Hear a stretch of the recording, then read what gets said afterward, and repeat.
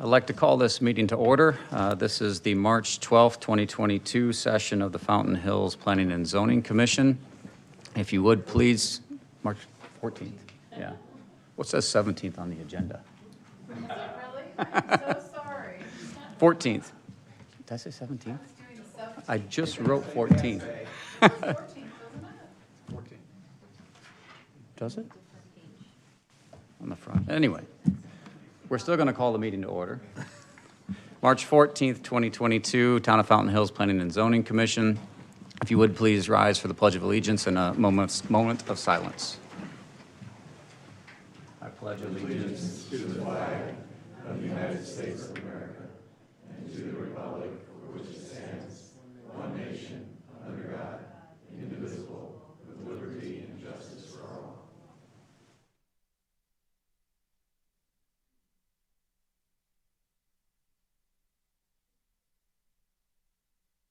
Thank you. That's fine.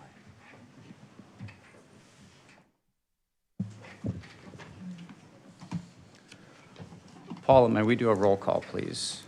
Commissioner Corey, Here. Commissioner Dempster, Here. Commissioner Kovacevic, Here. Commissioner Watts, Vice Chairman Schlossberg, Here. Chairman Gray. Here. Thank you, Paula. Let me get the right agenda open. Okay, agenda item number 2, call to the public. Paula, do we have any speaker cards? One speaker, Chairman Jane Bell. Thank you, Paula.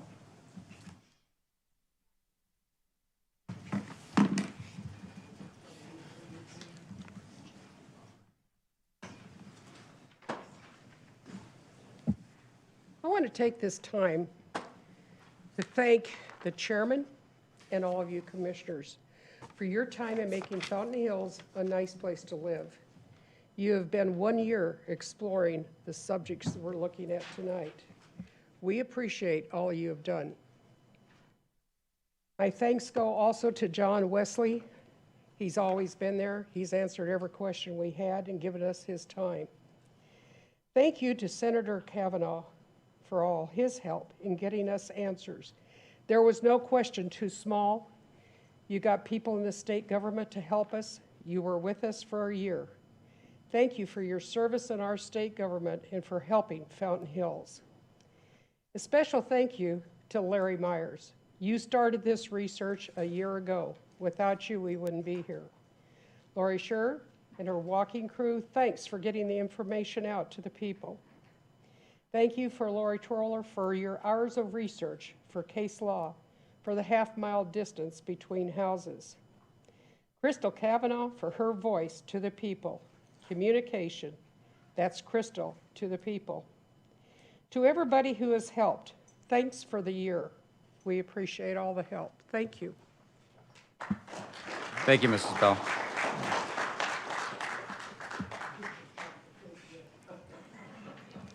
Paula, no other speaker cards? No, Chairman. Thank you, Paula. Okay, moving on to agenda item number 4, consideration possible action on approving the regular meeting minutes of the Planning and Zoning Commission. I wish to make a motion to continue this to the next regular session of the Planning and Zoning Commission.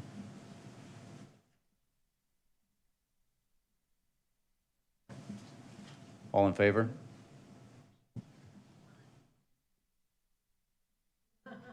Because why? Well, I'd like to continue the agenda item as the draft minutes of meeting are still under consideration. I'll second that. All in favor? Aye.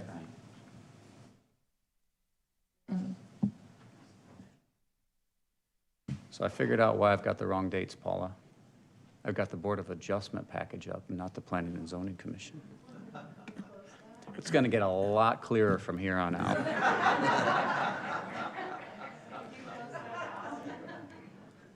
You'll see two's PDF.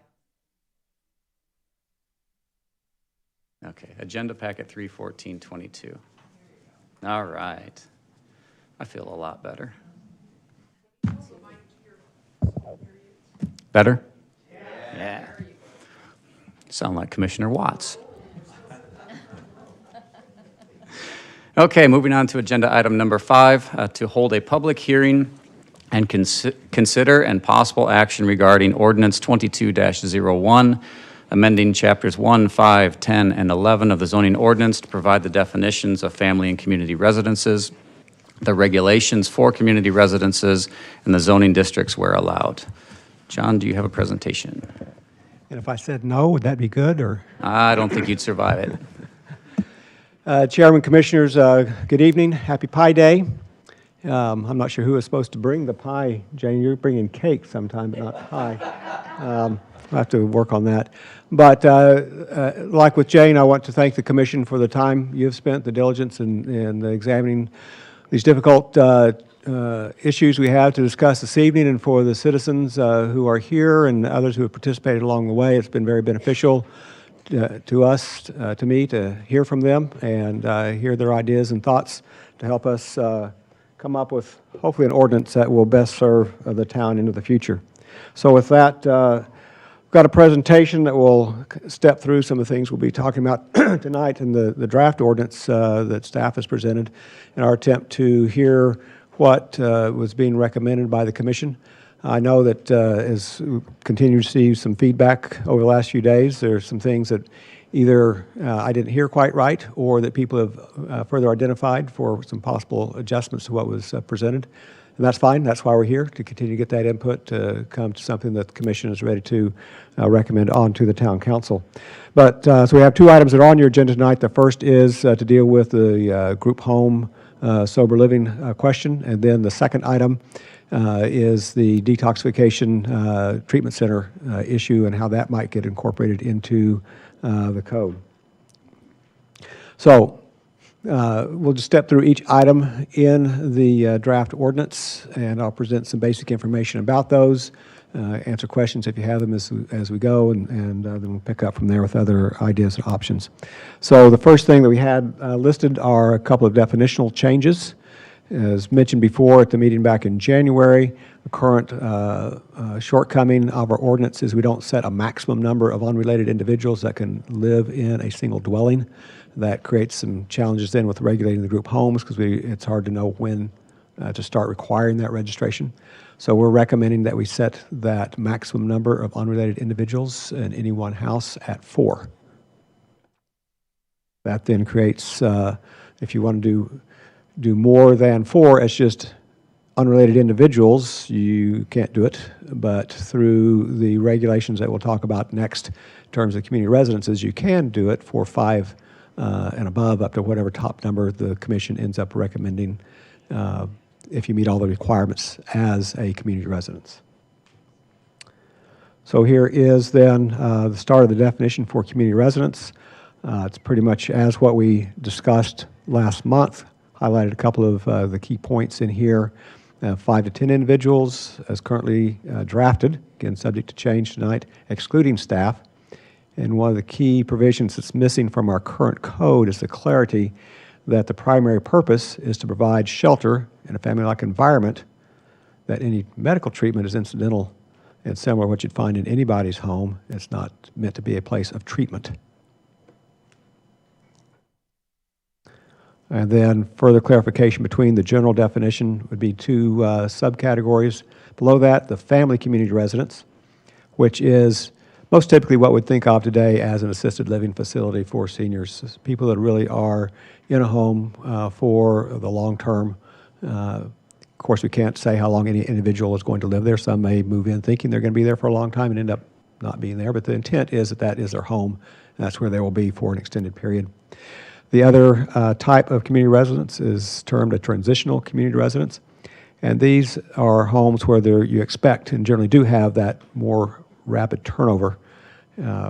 We added in here, based on some discussion last time, kind of that minimum requirement of 30 days, and then typically less than a year. That will be used later to help distinguish a transitional community residence from some type of residential treatment center that typically does have a shorter time frame. Then from there we move into Chapter 5 of the zoning ordinance, where we have some general provisions on a wide variety of topics. We're going to use Section 5.13 to provide the more detailed regulations dealing with community residences, in particular, the basic standards, so the application requirements, the registration process, and the waiver of reasonable accommodations. So within that, a few standards that we have proposed at this point is a 1,200-foot spacing. I'm sensing there'll be a discussion to make that distance longer this evening. That's certainly up to the commission. And then maximum 2 per bedroom, then within that range of 5 to 10 people. But that's the other rule that goes with that, is 2 per bedroom. And then based on the previous commission discussion, if it's a transitional residence, it's a maximum of 6, including staff. And then, if applicable, a town business license. As far as the application requirements, and again, these are just summaries of the full wording in the ordinance, but it must be licensed or must show the license or the registration or be in the process of getting that license or registration. If the applicant is not the property owner, we will want information from the property owner that they have, that they know that the home is being proposed to be used as a group home. A description of the proposed services, again, to make sure that they are staying within the bounds of providing residents primarily and not getting off into the treatment process. Acknowledgement that they are not to house people who would be a threat to the community, and this includes provisions with regard to sex offenders. Copy of liability insurance for the use, excuse me. The state license, when somebody applies for a state license, there are a long list of things that they have to provide to the state. And there's some of those things we think would be important for us to receive also. In particular, contact individuals in case there's any issues, complaints, or concerns, so we know who to contact. I lumped it here as a good neighbor policy, but in the state statutes, it requires them to provide information about how they will address parking, noise, smoking, maintenance, the property, loitering, those kinds of things. So we want to see that same provision. Then also in their state license, they're required to provide some information about how they will promote safety in the area. So we want to see that information too and have it available to us. So as we monitor it over time, if there are issues, we can fall back on those. And then also a floor plan designates where the bedrooms, living rooms, and dining areas will be. Then we move into registration. So registration will be required and be valid for 1 year. Do inspections by the fire marshal and building official. In that registration process, if they find any life safety issues that need to be addressed, they need to be taken care of before it finalize that registration process. Of course, they have to complete the application and submit that. We've included in the code that because we have a little bit of a catch-22 with the state, in order for them to get their state license, they have to show they've met the local zoning requirements. And so to handle that, we can go ahead and give them a provisional registration up front while they're submitting to the state. But then they need to get us that completed state license within 90 days. And if they don't, the ordinance says they'll have 45 days from that point then to vacate the property. Then also we've put in there re-registering on an annual basis, which lets us go back through this process at least on that annual basis. And then the last piece of the draft ordinance deals with the waiver of reasonable accommodation. There was some discussion about this at the last meeting and the need to include this. And so it allows for consideration of increasing the number, excuse me, increasing the number of residents and or adjusting that separation requirement. They have to demonstrate that they've met the following. They'll still emulate a family, need for financial or therapeutic reasons to have the adjustment, will not interfere with normalization and integration, will still operate consistent with the license, and will not alter residential character of the neighborhood. And then if the applicant for that doesn't like the decision, they can appeal that to the Board of Adjustment. As we have been looking at this and gotten some further thoughts and ideas about this, a couple of additional things we could add to the reasonable accommodation. One comes from Phoenix, where to help address the clustering issue. Their ordinance says you cannot have more than 5 of the residences within a half-mile radius. So that, again, helps address that clustering issue in another way. And then also, while it's implied in what is written in the code, when you're talking about reasonable accommodation, part of being reasonable is it necessary? But to make that more clear, we could adjust the statements there, make sure that's clear that part of the review is why, this applies mostly to the separation distance. If you're asking for a waiver of that, why do you need a home there versus another home that might be available elsewhere in the town? So with that, let's see here, I guess, oh yeah. So then the last part of it is actually amending the zoning districts themselves. So in the notice that we published, I covered the two residential categories of single and multi-residence where it currently lists group homes and place the basic standards for group homes. So we'll amend those, take out what says group homes and those short standards to say community residences and reference then 5.13 for all the details. When I published the notice, I forgot we also referenced group homes in the commercial chapters. And it was too late by the time I noticed that. So we'll come back and amend the code to also address, to make the change in Chapter 10 and Chapter 18, where it says group homes for the handicapped to say community residence. And we'll probably do that as a part of the ordinance that we do for the treatment homes or the treatment centers and the detox facilities. We can wrap those in there. That's pretty much just a procedural cleanup thing at that point.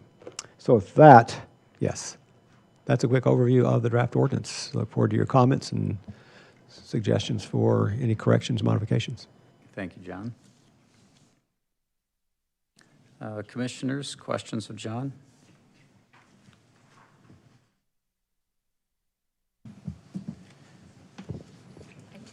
Commissioner Dempster?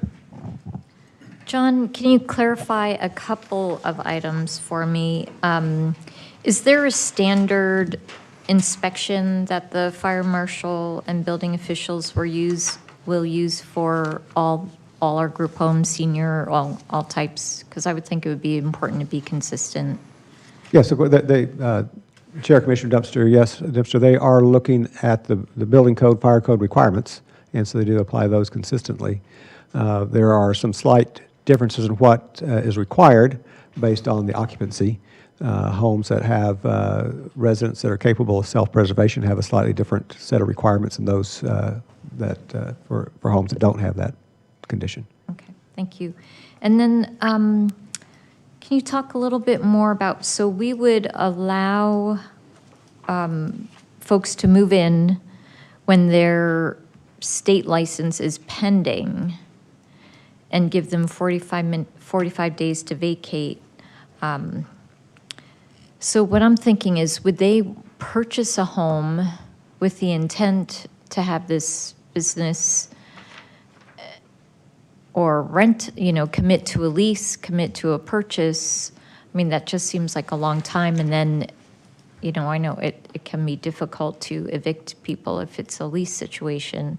And is that 45 days a state law? Because standard is usually about 30 days to 30 days notice for vacate.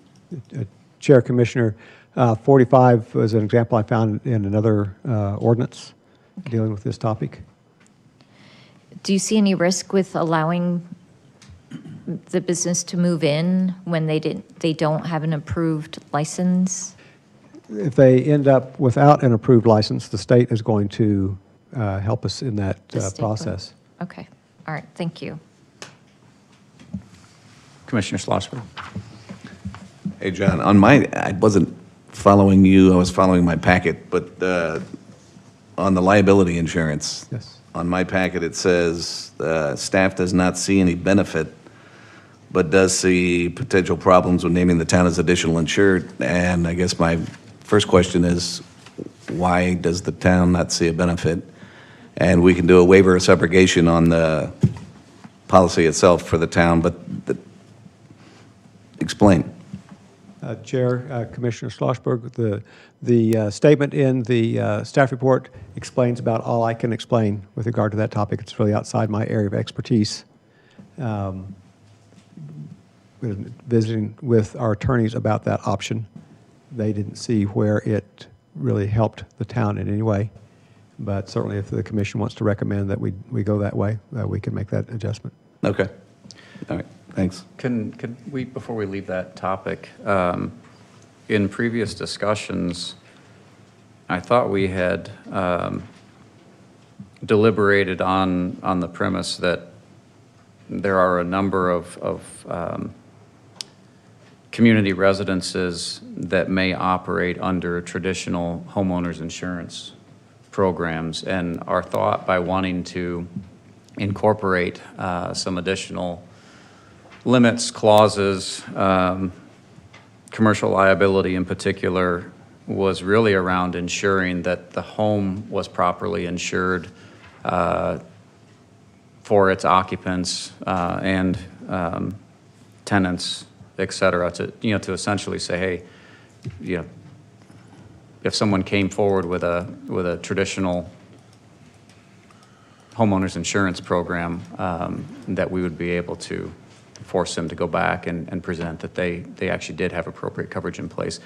And the closing statement to that discussion point, I suppose, is I had discussions with two different brokers, and both had said, if I were to convert my home to a community residence, my homeowner's insurance policy would not cover me. It would be rendered void.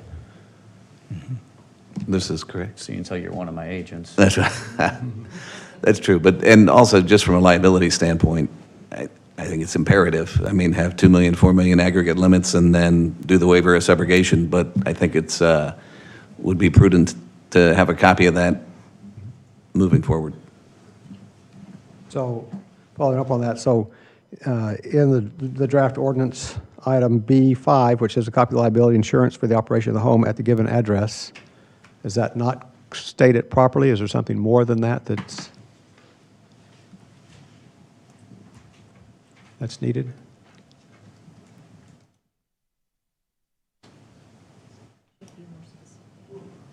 Yeah, I think we were looking for some specificity on that. Yeah, I mean, I can help draft that if need be. Sure. Yes.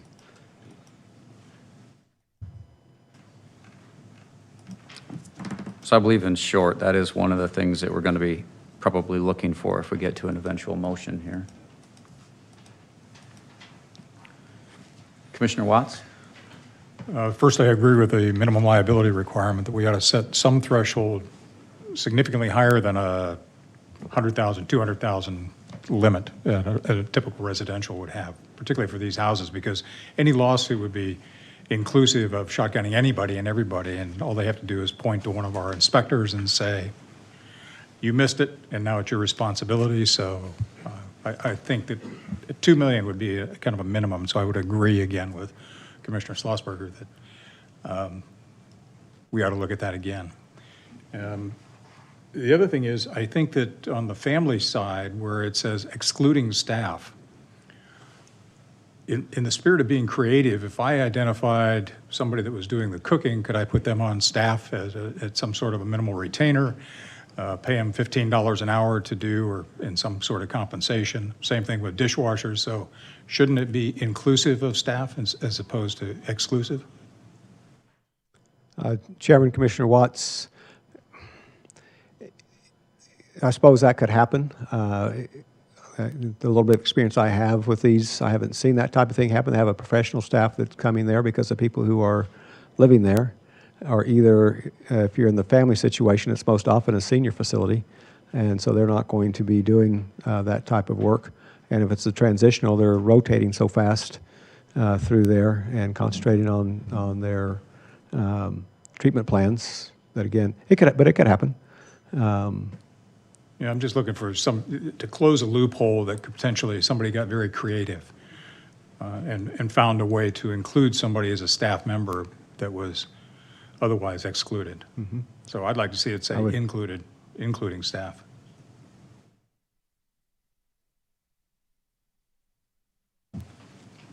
Commissioner Watts, can you give the point of reference for that in the He's ordinance, talking please? about the basic definition of community residence in that first sentence, I believe, where it says for 5 to 10 individuals with disabilities excluding staff. He wants that to say including staff.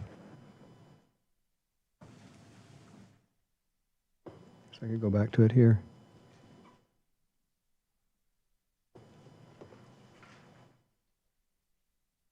North Green Place. Well, I suppose while we're there in the actual ordinance, I had a clarification I wanted to bring up. I had in the notes coming out of the February 14th session that family community residences would be valid for occupants between 5 and 8 instead of 5 and 10. Does anyone else have that as point of reference? I think 8 was the maximum that I recall. Yeah. Right, so I don't know how we got to 10. So I think if you combine those two, I think the update that we would be looking for is a range of 5 to 8, inclusive of any staff that would require an overnight stay accommodation, correct? That's generally Yes. the intent of what we were looking for? Correct.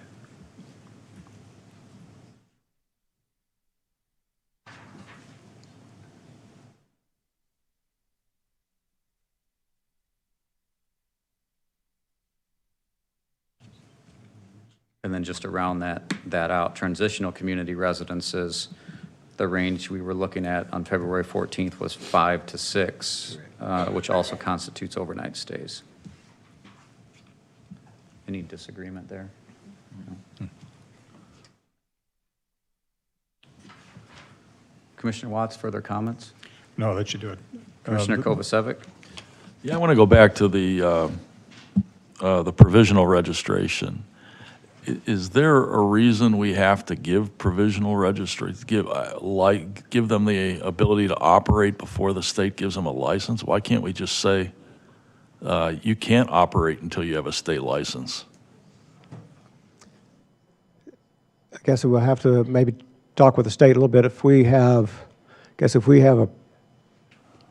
have to show the state that they have met all of our zoning requirements. And they can't show them that unless we have signed off in some way that they're approved at that location for them to get the state license. Well, we can sign off Just not let them occupy. we can sign off on the approval, but they can't operate until the state issues the license. We could make that adjustment. I would prefer that.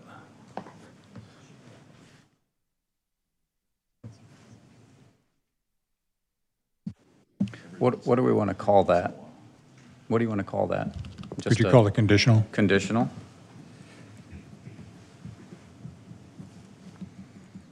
An hour from now, we won't remember all this, so. Yeah, I know. But, and then, the 90-day, I believe it was 90-day provision, if they don't have the state license in 90 days, our approval goes away. But they shouldn't be operating without a state license.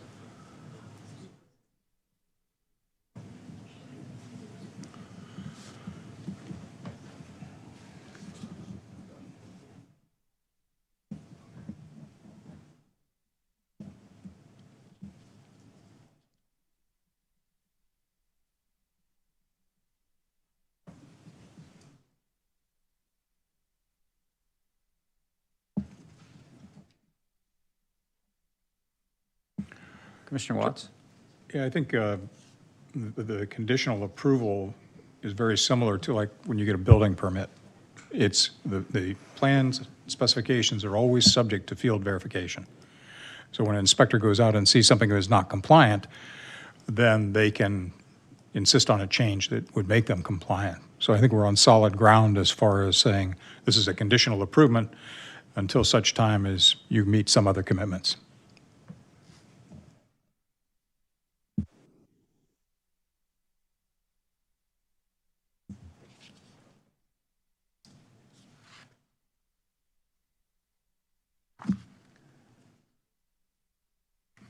I've got a rather lengthy list, so anybody want to go before me?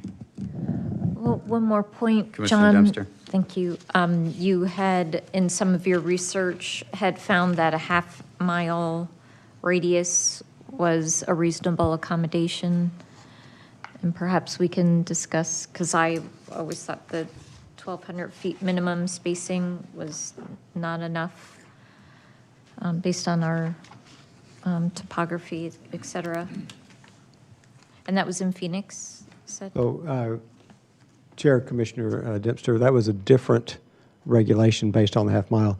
Phoenix basic separation requirement is 1320, so a quarter mile between homes.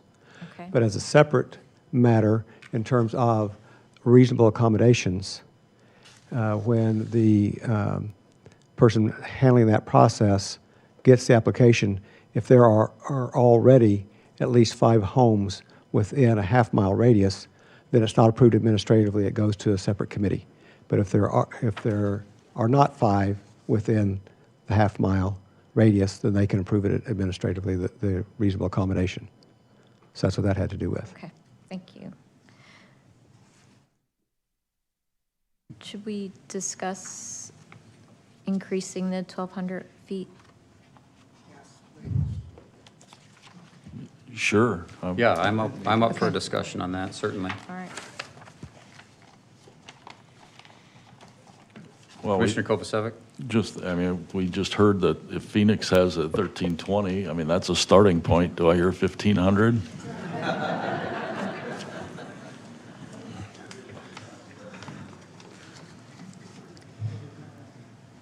Well, I'll throw in some of the research that citizens have put forward, and I've gone in and done some back checking on a good portion of it, and I think there's certainly some merit here. And I think to your point, Commissioner Kovacevic, it seems to me, based on the research that's available, a distance up to 1/2 mile between community residences does have precedent at various in various federal jurisdictions. So I would put on the table that your 1,500 should be an even half mile. So that would be 2,640 if my math is correct. That's correct. So, and I just want to, the substantiation behind this statement is taken from the Fourth Circuit, which in summary, after an 18-page brief, says that since 2003, the 1/2 mile proximity restriction repeatedly has been upheld against challenges, and that was from U.S. District Judge Louise W. Flanagan. And so, to me, if it's been repeatedly upheld at a 1/2 mile, I think we ought to be in pretty decent standing there. And I'll further augment that by seconding Commissioner Dempster's statement that I think we have unique topography here. I think the arroyos, the canyons, the washes, the elevation change, when you look at these jurisdictions, and they're predominantly back east, but these jurisdictions that do have 1/2 mile separations, they're flatland or rolling hill type topography municipalities. So I think we've got even more credence to that separation distance than maybe they do. And if it's been upheld there, I think we ought to be on pretty safe ground here. So that's the added commentary there. Further discussion?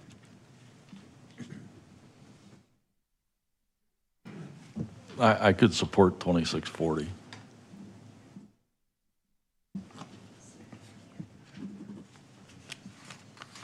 Any other discussion on that? This isn't a motion by any means, I'm just making notes here, but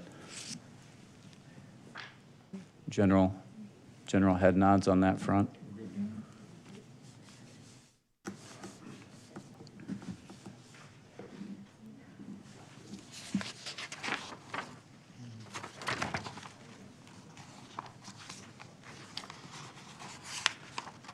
And that ticks off 2 of mine.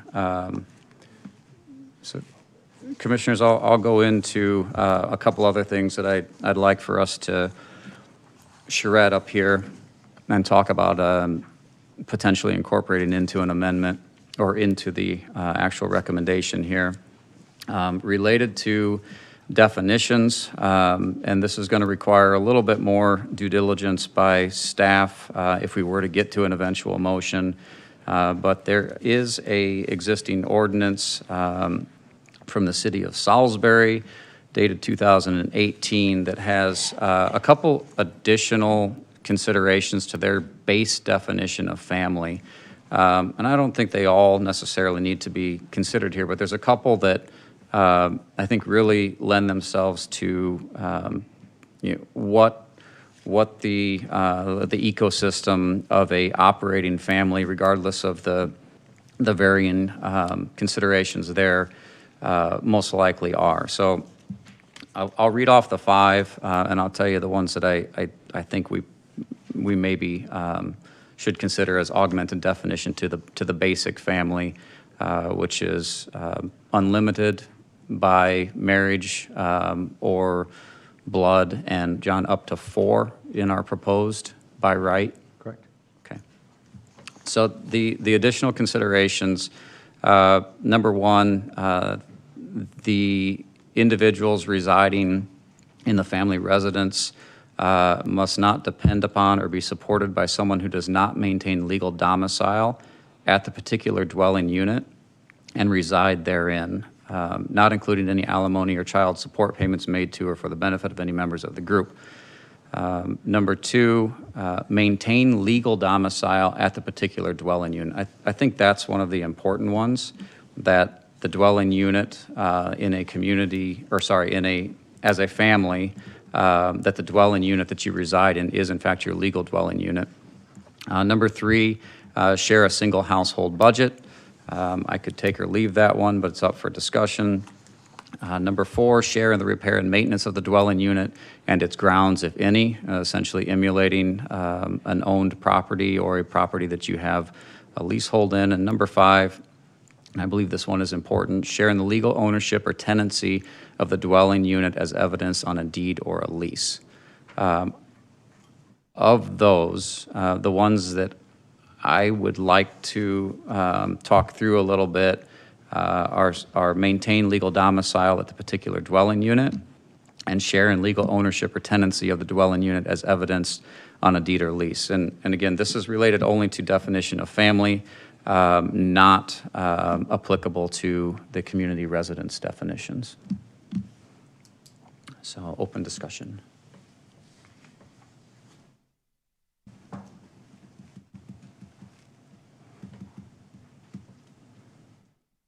Any objections to requesting?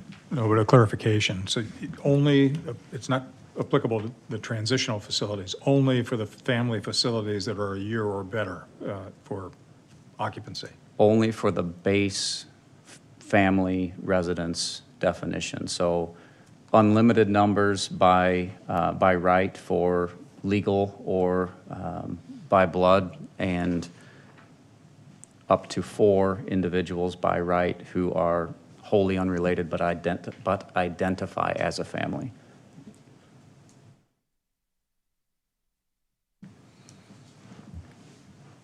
The reason I think these are important considerations, and these are word for word, I didn't modify them, these are existing ordinances in other jurisdictions. The reason I think they're important is they close some of those loopholes that people may utilize to eventually go after, what am I trying to say here, John? Trying to go after the reasonable accommodations. And you found precedent to be able to support these, though? Yes, so they are on the books with the city of Salisbury. They've been on the books since 2018. They have been indirectly challenged, not directly challenged in court. So, Mr. Chair, if I may interject here briefly to help with this. And I'm not sure where, I'm still looking at their code, but I've got the Salisbury zoning ordinance in front of me right now. And their definition of family is an individual or 2 or more persons related by blood, marriage, or adoption living together as a single household unit, or a group of not more than 6 persons who need not be related by blood, marriage, or adoption living together as a single housekeeping unit. That's their definition of family. And these are the particulars that define the emulation, Okay, so the those emulation are- component of family. So, because I think I was getting back to the confusion maybe I had, and sound like maybe Commissioner Watts, were you wanting to modify the definition of family or the definition when we get down to either the community residence or the family resident or the transitional residence? Right, and I'm not proposing modification to community or transitional residences in this regard, just the core family Just definition. the basic family definition? Correct. I think it's an enhancement that really anchors what the functioning family is doing in a residence.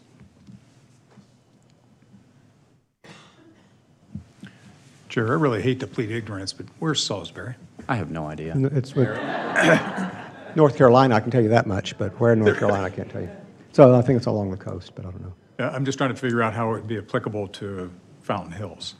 Well, it's not, other than it's words that define a unit, an entity. Okay, thank you. I guess the question back would be, does a family function different in the town of Fountain Hills than it does in North Carolina? In my opinion, I think that if you make it too egregious, the way it's worded now seems to be pretty restrictive. How tight do we want to make it? Or are we looking for the low-hanging fruit that some attorney's going to go after? Are we making it overly complex? Yeah, I guess my lens on it is it does nothing more than really anchor the fact that a family shares in expenses and legally resides at a residence. So would the property have to be titled in that family's name, or could it be a lease that was titled there? It could be either or? Correct, yeah.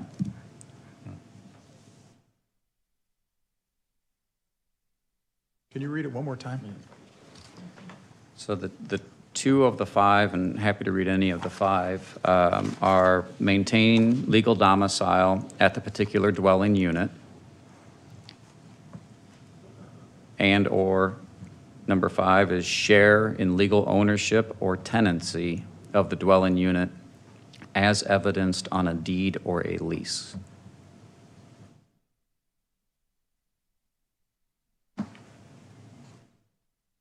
The others, I would agree with you, Commissioner Watts. Share a single household budget, that's a little bit overreach. Not dependent on or supported by someone who doesn't maintain legal domicile, that's an overreach in today's society. And share in the repair and maintenance of the dwelling, that's frivolous to me. But I think anchoring the legal domicile and anchoring, this is something that I've gone back to since the beginning of this. I would really like, to the extent we can, to anchor the relationship between the property and the owner, or the property and the tenant. And I realize, again, this has nothing to do with community residences, but it does pick it up at the most core unit of individuals that we have in our ordinances. I think as long as you leave them, those two, where they maintain the domicile and they share in the ownership, then I think if we leave it there without the other three that you referenced, then I'd be fine with that. Okay, I appreciate that. Commissioners, any other? Commissioner Kovacevic? Yeah, please read the first one again. Must I not. just crossed it out. So the first one is, let me get a clean one.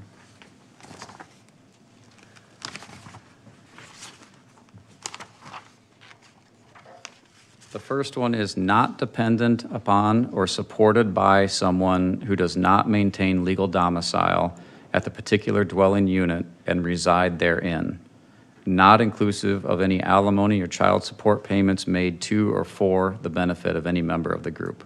I just think that that's over the top. I'm not so sure. It's off the subject, but it's out of the realm of group homes tonight. But if somebody purchases a house and allows 7 or 8 college, turns it into a dorm for ASU, 7 or 8 college kids live in there. I mean, I think that it's something that we may want to have in there. You're limited to 4. With the ordinance, they'll be limited to 4 college kids. Okay. Yeah. So that's the constraint on the volume with family, right? Is if you can demonstrate a legal relationship, a legal union or by blood, you can have infinite, up to fire code. Yeah. But unrelated, you're capped at 4, or you would trip into our community residences Okay. classification. Okay.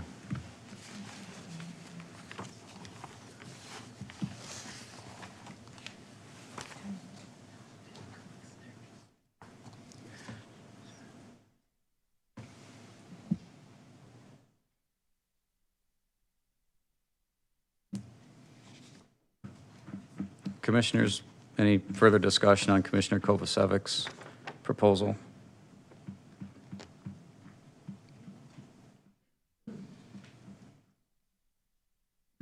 I'm just thinking out loud, trying to think of unintended consequences. And if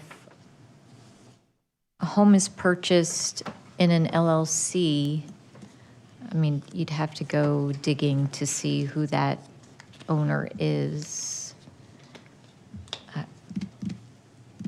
And it could be an entity or a business owning it. And, I mean, I'm just trying to think, I mean, you could eventually get to a name.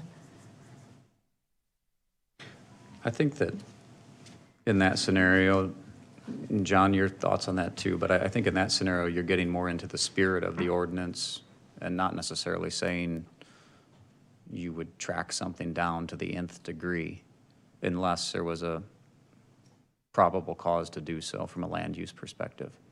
So I think the answer is yes, but I'm going to back up and elaborate just a little bit more. So again, coming back to the 3 that you think you would want to include in the ordinance, when we define family, it was not number 1, right? Or maybe somebody else still wanted to keep number 1 or keep all of them. Commissioner Kovacevic has proposed number 1, yes. And so it maybe be all 5 of these items would be used to define family. And so at some point anywhere in town, somebody had a concern about whether that was a family in a given residence, staff would be expected to go in and use these standards to help decide if that's really a family living there or not. I would play devil's advocate and say, even without these, It's always a challenge. by letter of the ordinance, we'd be doing blood tests or hair samples. Right, it's always a challenge.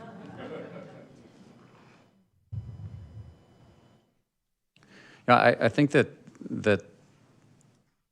again, it's the supporting context to anchor what family emulation is supposed to be. And as we extrapolate family into community residences and transitional community residences, we still anchor back to this emulation model. And I just think that those are high-quality anchoring considerations that any, regardless of how you want to define it, that any family would be undertaking through the normal course of existence and tenancy or ownership.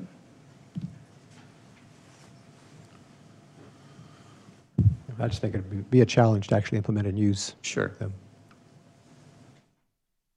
Chairman Gray. Commissioner Watts. A final thought from me on the number 1. I think that there's a lot of people that support families where they don't necessarily live, dependents and so on, for a variety of reasons. And I think that you'd be very hard pressed to kind of penalize somebody who wasn't being supported on their own. So for that particular reason, I would not support including number 1, and I would stick to the 2 that we previously discussed. Commissioner Kovacevic, with the enhanced understanding from John on the cap and number of unrelated under the definition of family at 4, does that change your position at all on the first Well, I one? can go along with only having the 2 items. Okay, and let me be clear, these are suggestions. They're not written, they're not in there. I'm merely suggesting it for purposes of discussion. If Understood. If the I like commission the says no, suggestion. then so be it. So taking away on the updates to definitions that we, if we get to a motion here, we will be looking for enhancement to the definition of family to include to maintain the legal domicile at the particular dwelling unit and to share in the legal ownership or tenancy of the dwelling unit as evidenced on a deed or a lease. We will also be looking to modify the family community residence cap to a maximum of 8, which will put the range at 5 to 8. And of course, we will maintain the prior recommendation theoretically here that transitional community residence would be capped at 6. Both family and transitional residences, the cap is in consideration of occupied beds. Is that all pretty clear, John? Yes. Okay.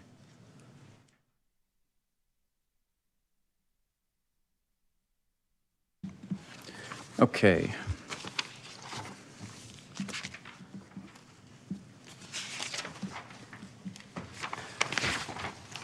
Separation, we covered. John, as we get closer to the finish line here tonight, I've got a number of statements, 9, I suppose, here that are, I call them the whereas statements, but basically the foundational statements that really help to root and anchor how we got to this point, how we get to our recommendation, and ultimately, it would be my hope that as we make a motion, we would include a number of these for posterity's sake, so that in 2 years' time, we don't look back and say, what were they thinking? At least they can look back and say, this is why they were thinking the way they were. To that end, there seems to be some heartburn with respect to our transitional community residence cap at 6, inclusive of staff who reside overnight. And I have a couple of what I'm going to call whereas statements that that I would like us to keep in mind or consider. So first one being just purely by the numbers, that the United States Census Bureau recognizes the town of Fountain Hills, Arizona to be comprised of the following facts. And of them, I'm just going to cherry pick 3 or 4 here. Fountain Hills has an owner-occupied housing unit rate of 78.9%. The population of Fountain Hills living in the same house today as they were 1 year ago is 84.0%. And of course, the one that we've discussed at length is the persons per household within the town of Fountain Hills. The mean is 2.07. All of those are foundational to what I would like to also include in kind of whereas language, in that a transitional community residence capped at the number 6 is 2.9 times the mean number of persons per household in the 2020 census block and of the town. And I think that that's a really important anchor to that number 6, given we've had legal advice to the contrary that we really need to be looking in the 8 to 12, or at least the 8 to 10 range. So that's just one. And commissioners, any thoughts or discussion on that? Another, just point of reference, and this doesn't necessarily have to be whereas language, but in a federal suit against the city of Albany, subject matter experts arguing on behalf of the plaintiff that wish to raise the number of residences argued that raising the limit from 5 to 6 residences is in fact the optimal number for therapeutic benefit. Now, that's been argued 100 different ways, but in that particular instance, 6 was the magic number. So I think that's a little more credence to where we are here.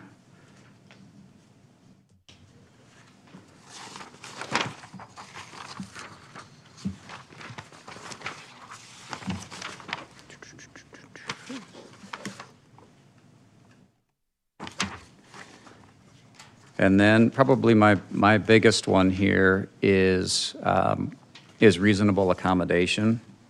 I don't think that we need to be providing pathways to reasonable accommodation within our ordinance language. So I'd like to see that ultimately removed. And just, a few statements again from federal case law that kind of support that is: one, in the examination of law, necessary and reasonable accommodation and zoning codes, the Fourth Circuit, Federal Fourth Circuit, stated the following: in enacting the FHA, Congress clearly did not contemplate abandoning the deference that the courts have traditionally shown to such local zoning codes. And then further, the FHA does not provide a blanket waiver of all facially neutral zoning policies and rules regardless of the facts. These all have case law references.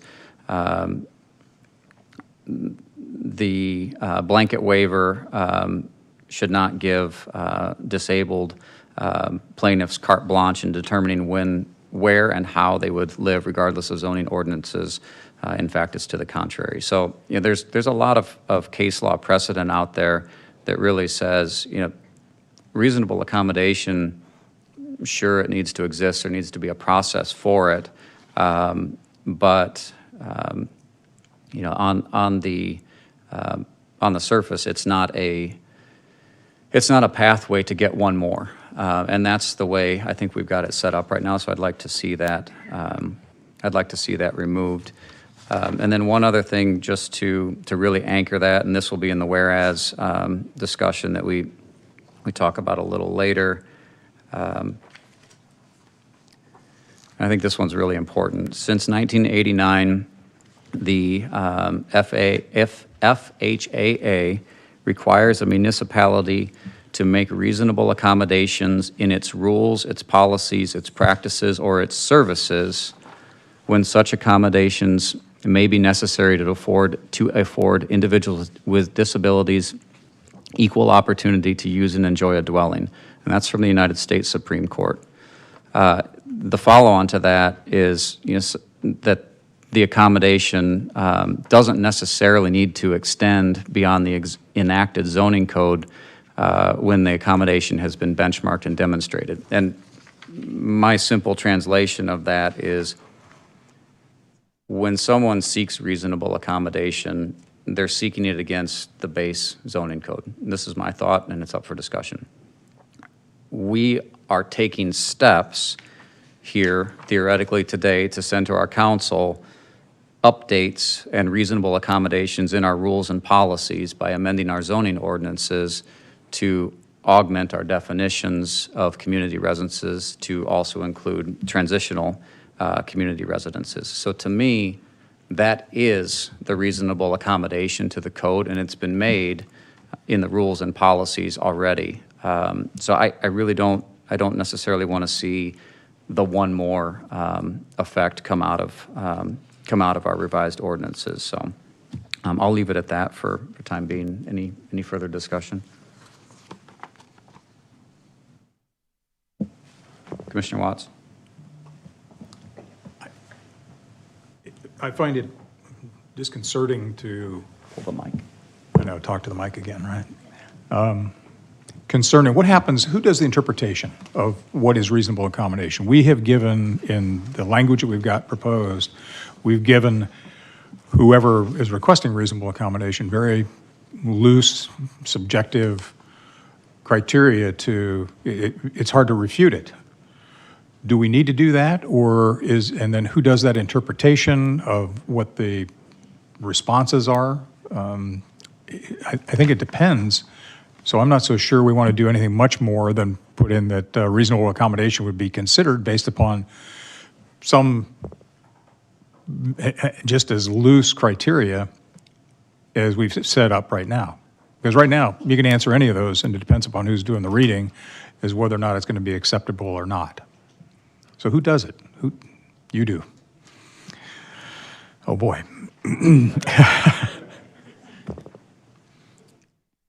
So where do we go? Can we make it, if we're going to be this liberal in the definition of reasonable accommodation, do we need to even have it in there, anything more than a statement that says reasonable accommodation would be considered based upon circumstances? So, Commissioner Watts, I understand the concerns that go with this. I've been troubled by them a little bit myself as I've looked at the various codes and how other jurisdictions have handled this. They are not just completely loose. The applicant can't just say, yeah, I need this. They need to provide documented evidence why they need the accommodation, as stated. Demonstrate that they will still be able to emulate the biological family, that they will not interfere with the normalization, community integration. They will continue to operate in a safe manner, and last one demonstrates the proposed community residence in combination with others will not, create that institutional kind of impact. And so it's not just a yes, no. There will have to be documentation behind that. And as I mentioned earlier in my presentation, we can adjust this a little bit to also say why it's necessary, particularly in terms of that locational thing, why it's necessary to do that house versus one that does meet the separation criteria. There are a lot, certainly at this point, there are lots of other places in town where somebody could go besides right next to an existing one. So they have to really document why that's the case. I still think that there is a lot of subjectivity here. And if we could tighten up each of those that said, for instance, on the financial side, could you demonstrate by way of a financial statement that something that was audited? I mean, you can get to a point where they're not nearly as subjective and they're still available if you can prove them, but I think our definitions are pretty liberal right now. Okay. I will go ahead and comment on that one too. I know that several folks have mentioned, and I think the chair would mention when he gets to it, the concern about the financial. I know our attorney last month included that as one of the options, and it comes from the Prescott Code that he helped author there. That's the only one where I've seen that financial consideration. None of the others I've looked at have that. So it seems like it would be a reasonable accommodation to remove that particular piece. I know that it sounds like the chair maybe needs to remove all of them, but that financial, again, I don't see it used in anybody else's. Yeah, I'm not advocating to not hear requests for reasonable accommodation. What I'm advocating for is to anchor our position sufficient that a request has to be genuine. It can't be arbitrary, or it can't be because I got this property at $1,000 less a month rent versus the next one. I think that's why I'm really looking to. I want to curtail requests for reasonable accommodation by being crystal clear in defining that the accommodation is here. This all roots in what the core family is, and that number of occupants, and how that family operates, and what the criteria are around that, and its emulation. And so that takes you back to why I want those definition enhancements of what a family is. I want to take Commissioner Watts and John, your discussion a little bit further on the financial viability component, because I was surprised when legal counsel brought that up at our February 14th session. and went and did a little additional homework on that. What I found is that financial viability has been brought up as a means for reasonable accommodation or a request for a reasonable accommodation. It's very rarely approved. But what was missing in the legal counsel's advice to us last month was that every time that financial viability is brought up, or I should say every time it's brought up with a municipality to be considered for reasonable accommodation and then subsequently ends up in the court system, it's always brought up in the self-governed model, in the Oxford House type models where the occupants sign a charter, there's no operator, there's no third party, there's no professional oversight to it. The occupants have their own lease. The occupants, they subscribe to three principles. You know, it's written on their walls. The house must be democratically self-run. It must be financially self-supporting, very important. And it must immediately expel any resident who returns to using alcohol or drugs. The pathway that legal counsel took us down was to say financial viability is on the table for reasonable accommodation, meaning if it doesn't work for my pro forma, then you need to accommodate me. You know, I want this house because it works best for my business case and my pro forma, and that's not actually the precedent that's out there. So I agree, John, that the reasonable accommodation in that regard is to not consider financial viability as reasonable unless it's a chartered scenario, and then maybe, you know, then it's worthy of consideration, but it's not accommodation for a business model. I agree. I mean, I can't believe that maybe their overhead is too high. Maybe they pay Not my somebody too problem. much. Maybe they bought the house at the wrong price, whatever. That's not our issue. That's their issue. So I would say the financial aspect has no business being in here whatsoever.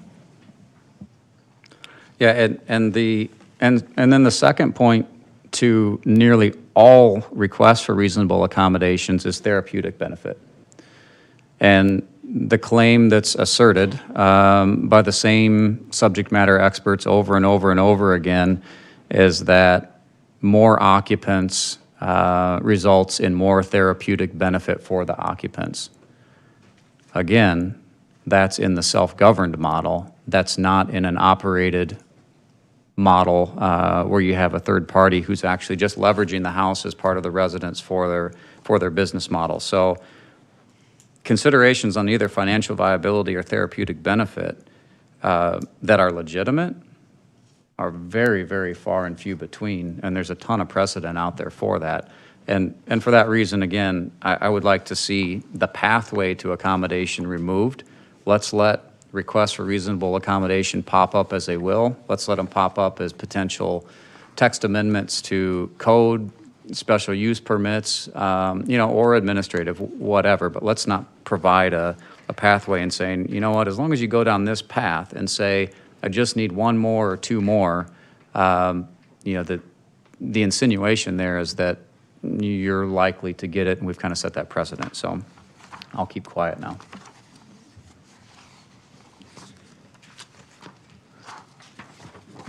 I got one more page unless somebody wants to talk about any of those. All right, last one. I've got additional measures and then an enforcement piece that, and a couple of these are kind of loosely addressed. I'd like to maybe tighten them up a little bit. So additional measures to include in the application specifically. The first one I think is really important, and I've had some interaction with Department of Health Services that indicates they would also be supportive of this, and that is that we add to the application process an attestation from the property owner that includes a clause allowing town officials to enter the premises to inspect for land use violations specifically, unannounced, including, and land use violations obviously including the number of occupants. I'll just pause after these. If somebody wants to comment, please feel free, or we can circle back. Number 2, the applicant shall attest that they will provide all evidence permissible by code and authority having jurisdiction necessary in response to a code enforcement inquiry, including in particular occupancy logs. I think that's important as you look at over-occupancy, to simplify it, and looking back in time, a week, 2 weeks, what have you, where you can say, yep, there were nine staying here, 10 staying here, what have you. Number 3, courtesy of additional citizen input. Require evidence of a property's appropriate Maricopa County tax classification for the use applied prior to its registration. So that would be part of Commissioner Watts's conditional approval and need to be clarified before receiving their final. I think that's obviously important to the town for purposes of tax collection.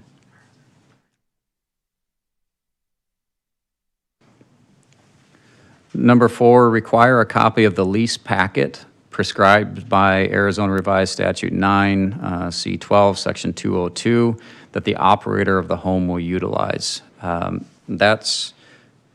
While that is a prescribed component of the administrative code that's administered by the Department of Health Services by delegation, it's also related to land use. So just a copy, not that every applicant who's going to reside there needs to fill out and have that registered with the town per se, but at least we understand that there is a process that aligns there. Number 5, I think you have this in there already, John, operator certification that no outpatient treatment center licensure activities or medication distribution will be solicited or occur on premise. And then I'll cross off my last one as it was related to insurance threshold minimums. I'll stop there. Commissioners, any comments, questions, clarifications, adjustments to potential application adjustments?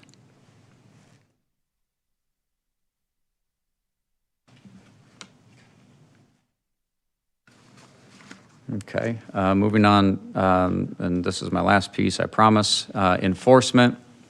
Let's see. Like to include code enforcement penalties applicable to the property owner only, not the operator of the residence. I think that that's an important piece. And just arbitrarily proposing $100 a day in violation after a 14 calendar day grace period to commence on the date the violation was declared until the deficiency or land use violation has been corrected. $100 a day for no insurance or DHS licensure follow-up. I believe that one goes away with Commissioner Watts's conditional. And $100 a day for any lapse in registration. I used $100 a day because that's the same threshold that Department of Health Services utilizes in their penalties. Here's one for some discussion. I'd like to see on the enforcement side that we include a strike policy. 3 violations as administered by a code enforcement officer in any 18-month period of time shall constitute revocation of registration and notice of eviction.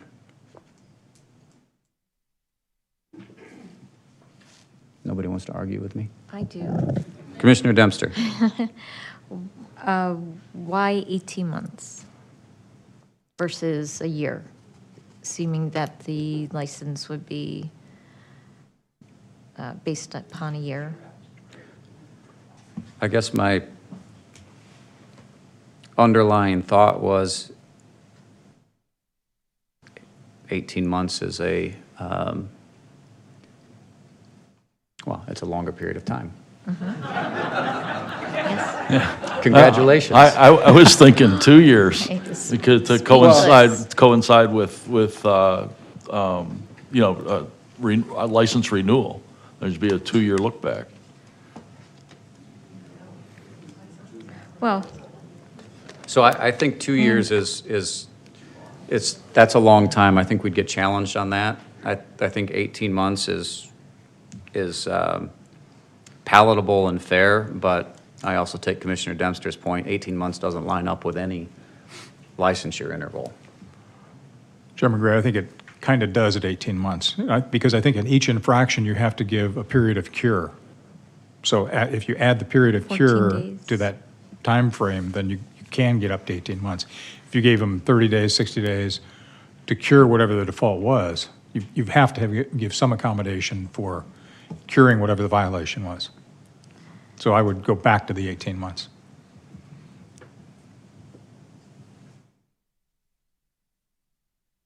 except that item I states that after a 14-day grace period to commence on the day of violation until the deficiency or land use violation has been corrected. So do I take it as a 14-day period to correct in that instance? So that, I mean, 3 of those isn't going to add up to 6 months. Calendar days, business days, Calendar days. Calendar is that what it says? You know, the intent in Yes. drafting that was merely to pick a window of time that was fair and equitable to the neighborhoods. I guess my thought was if code enforcement is called out 3 times in a year, the situation's really bad. If they're called out 3 times in 18 months, I guess I just felt that was a pretty fair interval. But I'm certainly open to modifying that. Does the state of Arizona, with their license structure, do they have something we can mirror? Do you know what I mean?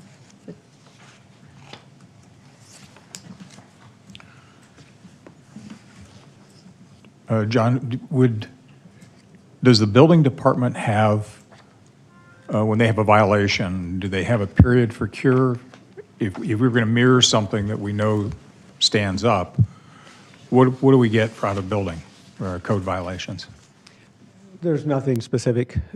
We tend to work with each individual in their situation, and we're usually, with most things that we're doing, a little bit different maybe than this particular one, we're working towards compliance primarily, and so depending upon their situation, we either shorten or lengthen that particular period.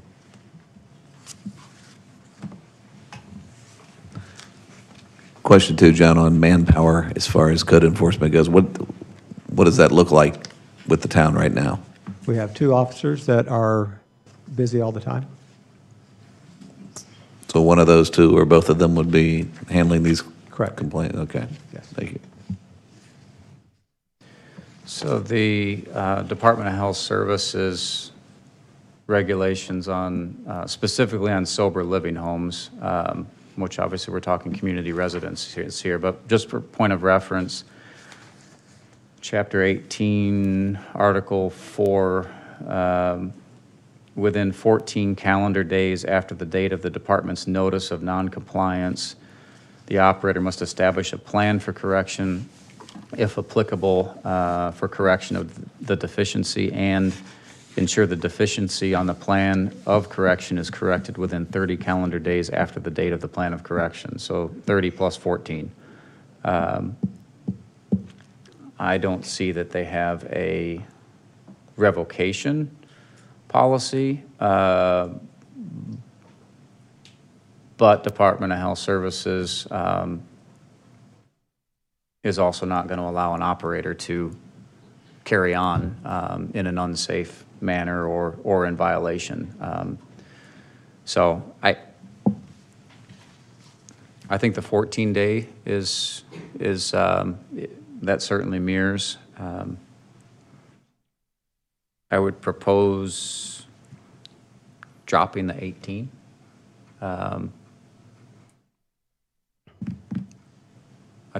But I would propose maybe dropping it down to 13 at a minimum.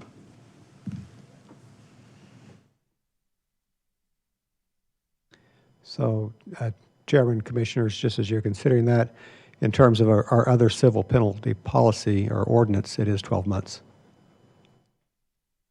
12 months, okay. Yeah, I have no objection to that. And you're suggesting that at that 12-month period, then, there's a revocation of the operator's license? And Well, the suggestion would be that upon a third violation within that 12 months, that would be an automatic revocation and theoretically precedent to not enter the renewal process. do we have that authority to be able to revoke their Well, operator license? not license, registration. Okay. Do we have the authority to revoke their registration? If we give it to ourselves, yes. I mean, we have it in there already, basically saying, with what we talked about before, if they didn't get their license within the time frame, that it would be revoked. And then we'd communicate that to the state that they were no longer being zoning compliant. And then hopefully the state would follow up in terms of the license revocation. Okay, then I'd suggest that that type of verbiage be included as the process to be followed at the conclusion of that 12 months or that third strike. That's number D. Okay, so for purposes of discussion here, I'll scratch out 18 and drop that to 12 for consistency. And we can circle back to that in any motions down the road here. C, and again, we're still under enforcement. Providing false or misleading information on a registration application or renewal shall result in immediate termination of registration and notice of eviction. And D, to Commissioner Watt's point, Town of Fountain Hills is to provide notification to the Arizona Department of Health Services of any complaint against a registered address and or any unregistered addresses as a matter of course. I liked unresisted. What's that? I liked unresisted. Yeah, sorry, spell check got me there.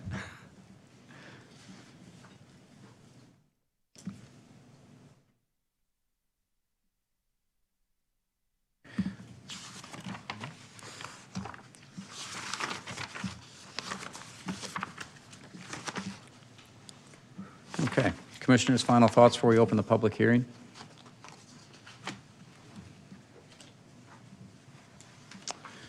Okay, John, thank you very much. Thank you. Let's go ahead and open the public hearing related to the agenda item. Paula, do we have any speaker cards? We do. The first speaker is State Representative John Kavanaugh.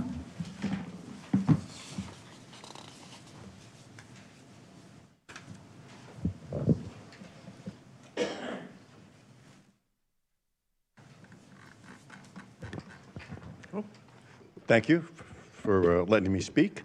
I wanted to do two things. The first, to kind of update you on what the chairman and several other residents and myself have been doing in terms of meeting with the Department of Health Services, the state agency that regulates these sober living homes, and then to make a few comments on the ordinance you're considering, since having spent 6 years on the council and 16 in the legislature, I'm familiar with ordinances, and although I'm not a lawyer, I've had enough lawyers con me. I've played whack-a-mole enough with ordinances to know, if nothing else, how to fill some loopholes. Again, the chairman, Jane Bell, Larry Myers, Crystal Kavanaugh, we've had 2 meetings with the Department of Health Services that regulates the sober living homes, and in particular with the enforcement agency. On the bright side of that, I'm pretty assured that this department is capable of doing enforcement. They've been unbelievably responsive to our suggestions and information. And I also no longer believe that they have not enough staff, because they do apparently have 3 full-time people, and they said they could pull people in from other departments if the need gets higher. So I think their track record so far is good. I don't know, it could be because I'm in the meeting and I control their budget, but hopefully I won't be cynical and they're just being good stewards of the law. In addition, the other thing which came out of this meeting was the power of residents in the area reporting problems. They took a number of those complaints, especially from Mr. Myers, and they acted upon them, and they did produce some results. So that was pretty promising also. With respect to the ordinance that you're proposing for town council, I think you're really on a great track. It's pretty inclusive. I agree that the 1,200 feet probably should be expanded to the half mile. I would also add, and this is based on my experience on the way ordinances are written and gamed, that you specify where the measurements start and end. I would suggest boundary to boundary, because people can play games about, oh, the house is here. So that would work that way. Concerning the number of violations, I think you were talking 3 and 12 months, and that's pretty reasonable. Issues that probably have to be discussed, and maybe this is something that our little group can discuss with DHS. Should the violations just be town-sided violations, or could we combine Department of Health Service violations and town violations? There are different types of violations, but they all speak to a poorly operated facility. So that's another consideration. With respect to the definition of family, one way you could try to define family, which I think, as you found out, is a little bit difficult. You could either put in that definition or do a standalone definition and say what is not family, because what you really want to do is say we don't want non-family there. So you might simply make a definition that for the purposes of this ordinance, family does not include individuals who are paying to be present to receive medical, psychological treatment or supervision. So this way you would eliminate from the definition the people that you don't want to be, exempted from the count. Let's see. Another suggestion I would make, and this is probably more for the town per se, and we are going to include a town representative in our next small group meeting with DHS, would be, I think you need to get the League of Cities and Towns involved in this. I think maybe a big city like Phoenix or Tucson could afford to withstand a legal challenge to the ordinance, but small towns like Fountain Hills can be very quickly eaten up by these fees. There are other small towns like Prescott and elsewhere that might be willing to enter into kind of an informal agreement that we all kind of bind together, and if certain provisions that we all have or want to have are challenged, maybe we all chip in either through the league or individually and pay a share of the legal defense. Because this is an industry that can grind you down pretty quickly legally. Reasonable accommodation, whoa. There's a loophole that people can drive trucks through. So I'd be really careful about reasonable accommodation. That's so broad without actually further defining it. If you look in your own zoning variance code, they start to describe very specifically, about what things trigger this type of an exception. So you probably want to go down that road also. And I would strongly urge this, and this is no offense against staff, who I've dealt with for 16 years at the legislature, 6 years here. I think something like this needs to be decided by a board. If you did have some sort of accommodation thing, it probably should be like, whatever, the zoning variance board or you people or the town council. But I don't think you can let just a particular staff member make that decision. And it also puts the staff member in a very precarious situation, because if the decision is very unpopular, the staff member might be concerned about being employed, for any type of longevity. So it's not fair to them also. And that's pretty much it. I think some of these issues about the fines and the state we can bring up at our next little group meeting. And I would also say that when you get your recommended ordinance together, I know we scheduled our meeting with DHS the day after the town council votes on it, but if you so wanted to, and you had your draft ordinance written before then, we could also get, Chairman Gray and the other people together and maybe run it by the DHS to see if there's any problems with those areas that they're kind of involved with. And I would stand for any questions if you have any.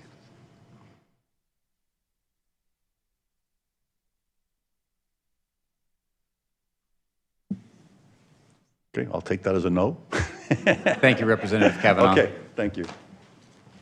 Next speaker is Crystal Kavanaugh.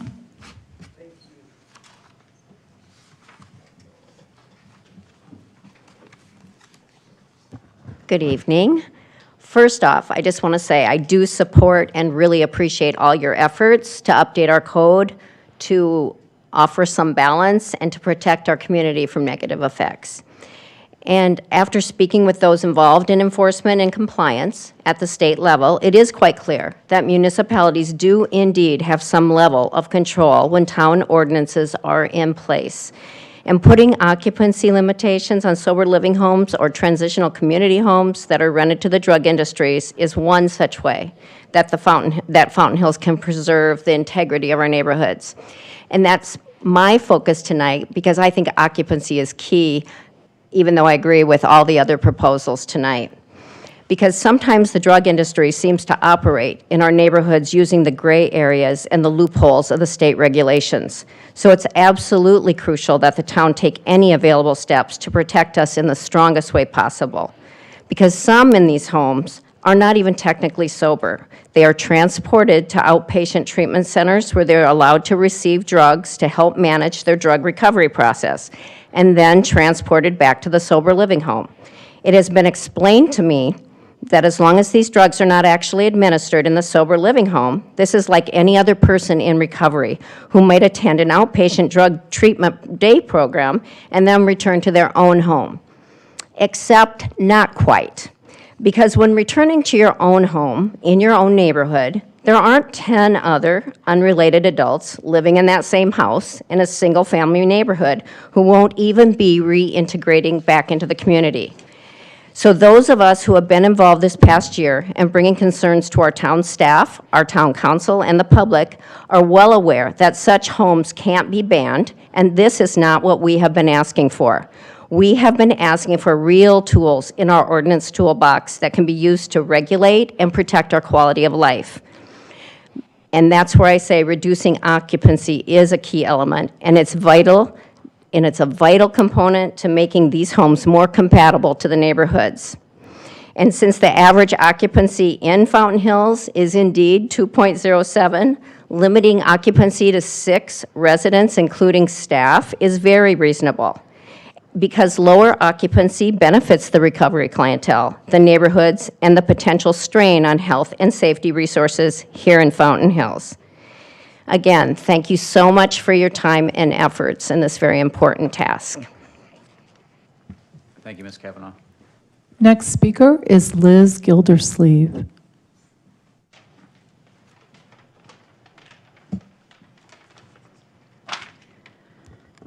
Good evening. First, thank you very much to all of you and Mr. Wesley for bringing this strong ordinance for sober homes to the forefront. The most substantive areas where the Commission must continue to be fearless are occupancy, distance of homes, and liability insurance. Regarding occupancy, I completely support the Commission's recommendation of setting the maximum occupancy limit at 4 residents.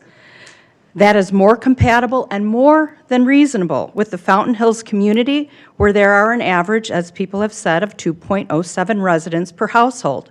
Plus, it should be noted that the City of Gilbert sets its maximum occupancy at 5 residents.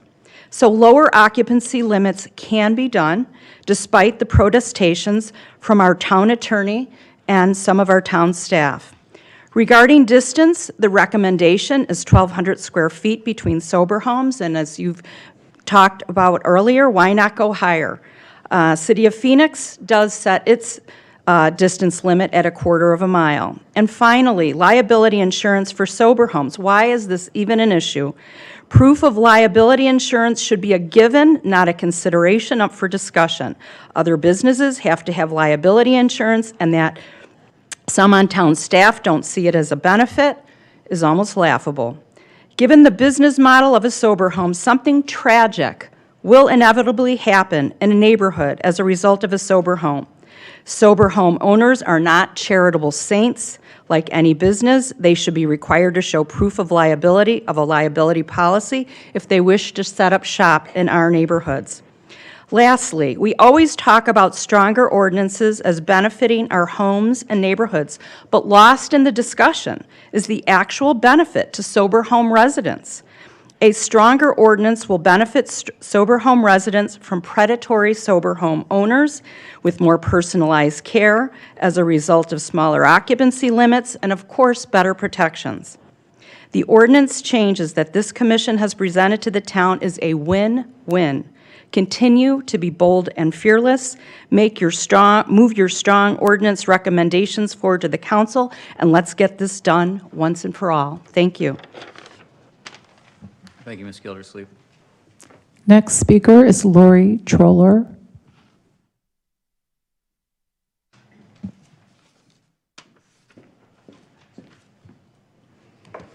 Hello, everyone. I regret I'm about to take the pace of this meeting and drag it into the weeds, but I'm a detail person, and these are just some things I observed in the proposed ordinance, the 2201. I would say on page 2, the word unrelated, when they were talking about the family, unrelated is in all the other ordinances. It's not mentioned there, so I'd make note of that. The wording on page 3, when it comes to standards, it says no more than 2 persons per bedroom, up to a maximum allowed for the type of home. The word type of home kind of confuses me. I would rather see our maximum numbers put there, because that just, I don't know, it doesn't quite follow any other terminology I've seen in the other ordinances from other places. On that same page, page 3, I'm sorry. No, sorry, page 4, following to page 4, item number 6, it asks that we collect that the town can have the contact name of the individual responsible for the home. I would suggest the contact name and their phone number. That's very standard. And page 5, that comes to the reasonable accommodations. I've given you a thing there, and we've talked about that, and I think all my concerns were covered there. The rest of my comments are due to tonight's conversation, so these are going to be very random. I know that in Phoenix, they have their quarter-mile requirement for homes, and then when a reasonable accommodation is asked for, they drop down to another standard, which is 5 homes per every half mile. So that is the standard for disabled homes. So it kind of falls out of sober homes, and although a sober home is a disabled home, they'll fall to that, and then they get to this 5 for every half mile. I would suggest that there's a lot of properties in Phoenix that are golf course type properties. They're really big and have 2 acres. So if you were to measure out a half mile, you could include every house on the street just because they're spaced that way. So I would consider, when we're coming up with those numbers, that we think about, you know, some of the distancing that we do have in some of the houses, and that could include a whole street. And I've not looked at a map to prove that out. We did talk about that the insurance, that there isn't some sort of insurance fraud going on. I would also like to include on that mortgage. I don't know if these places are bought outright, but if there's a, is that me? We'll give you another 20 seconds. If there's a mortgage, there'd be no mortgage fraud. Okay. Also, bedroom size as defined in other ordinances. They're saying 2 beds per room. I've seen ordinances where the space the person has in the room, so it can't be a tiny room. Number 1, the room has to have a window and a door. I didn't see that mentioned in our code. And then I've also seen mentioned in code that a person has a certain amount of personal space in the room. It's not just 2 per room.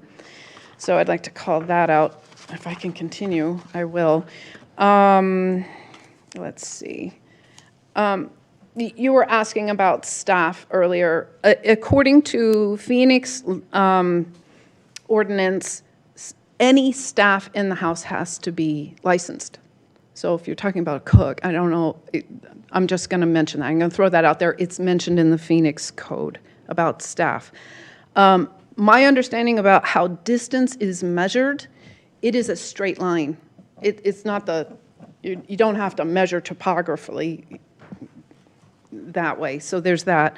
In speaking to Phoenix, I've called and spoke to them for about 2 hours. The reasonable accommodations for them, 90% of them are approved. So just to give you a number there. One more, Ms. Troller. Okay, license Pick a good fee. one. I would highly suggest, we have a $500 base fee, and it's $100 per whatever the house can be maxed at for people. Because our $50 fee almost seems like an invitation. I understand how we get to that.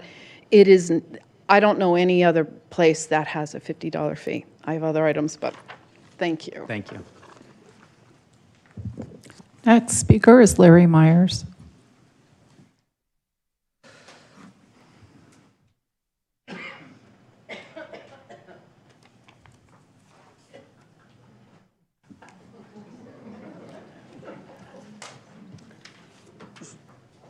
Ms. Bell, did you want to file a motion for theft by chance?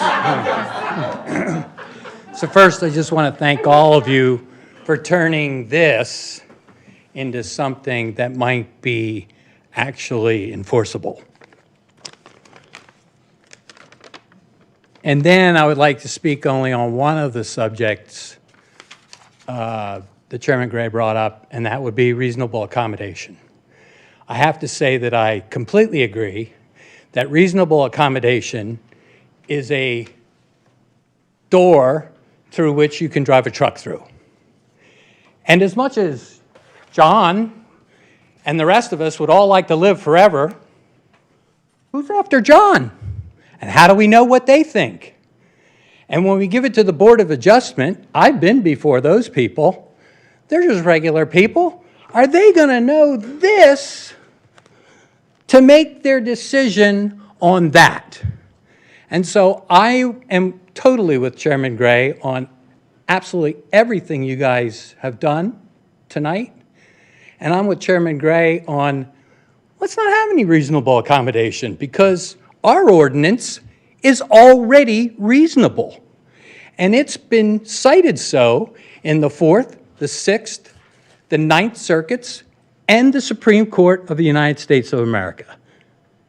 Everything that was said here tonight is all cited in one of those jurisdictions. And so I call that really reasonable. And so coming to this town for some other waiver just seems to be not applicable. And so reasonable accommodation, we've already done it. And I thank you once again for taking this and turning it into that, and hopefully we'll at least get the beginnings of a motion tonight. Thank you. Thank you, Mr. Myers. Next speaker is Carl. John, can you be prepared to answer, do you intend to live forever later?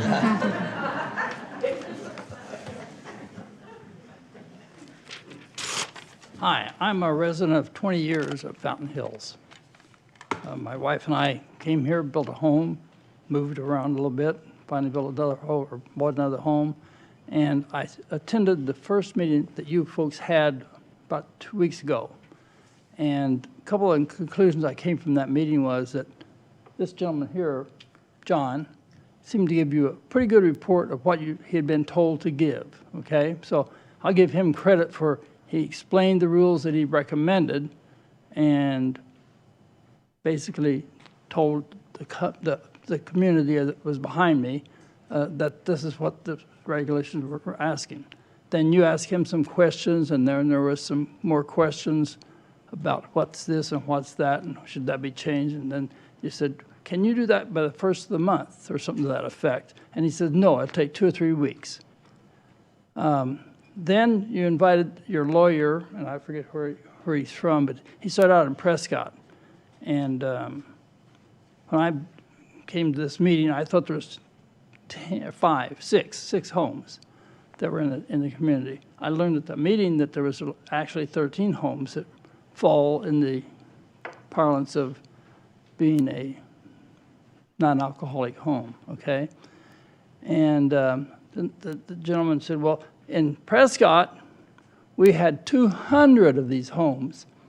And he seemed very proud to please, thank you, say that he got it down to 25 and was very pleased with himself and some other people apparently with him that he was down to 25 of these sober homes because they put some regulations in and rules and stuff like that. Then this gentleman here was asked to come back and he could do some work on this for this meeting we're at right now and talk a little bit more about it. I didn't get here at 6 o'clock, so I didn't hear all the verbiage that was put into it, but it's not important. The key thing that I came away with was that it was obvious that these folks were asked to give how to create a set of rules for alcohol-free home, okay, so to speak. I think that the community deserves something better than that, okay? I came here to live a calm, peaceful life. I still work for a living, and I'd like to think that we can have something that accommodates a few people around here that think that sober living homes are beds of iniquity, so to speak. The question came up with the lawyer person saying, what was the biggest problem you had? Well, he said narcotics were the biggest problem that they had with all these homes. And he said, well, we got them down to 25 because we really cranked down on whatever it was, laws that they had or didn't have. And so now he's telling us that if we only have 25, we're okay. My version of it is that if you have 25, you have 25 homes that are sponsoring alcoholism and drugs. And you can probably name several of them, starting off with cocaine and with fentanyl and with marijuana. And there's probably several others you can name. But that's what happens in these homes. They become living quarters for those kinds of people that use those drugs, okay? So you're really talking about creating a licensing program to license these people to sponsor those kinds of homes. I've spoken to a couple of people before, and I don't pretend to be an expert at this, but if we want this town to go to hell, you need to have these laws, okay? If you don't want it to go to hell, you need to stop this sensation. These gentlemen here keep asking silly questions in my mind because you want to know how to fix this problem or this problem or this problem. And all of a sudden, you got 25 problems that you don't know how to fix yet. And I'm saying, don't fix them, stop them, okay? Listen to these folks out here that don't want that kind of homes in their community. We talk about, heard people mention Phoenix and what they've done, and they had a mile radius, and they said 500 feet, et cetera. We don't need that kind of rule if we don't have these kind of homes in the community. You don't need these kinds of homes in our community, all right? I know what you're trying to do is accommodate some good faith religion, but it's not good faith when it damages every homeowner in town, okay? I live on streets that are communicated,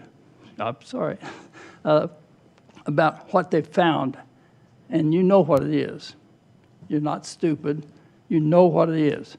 Stop this program, period. If you have to make a law that says you can't have homes in this community, okay? That's what you need to be doing. Now. Thank you, Mr. Carl. Okay, give you one more second.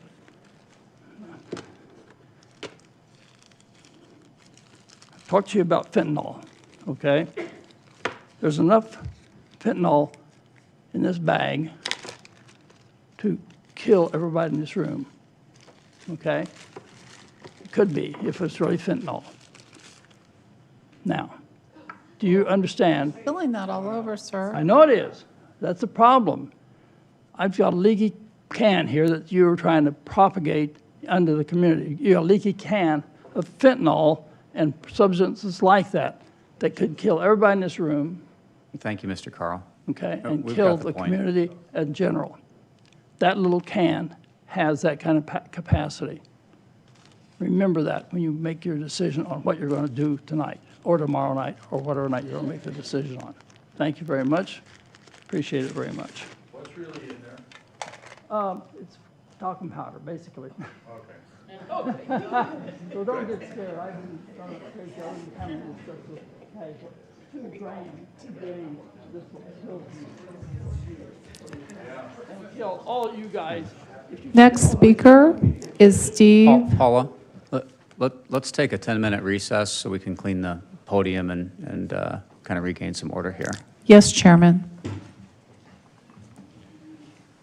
We'll come back and resume session at 8:05. Thank you.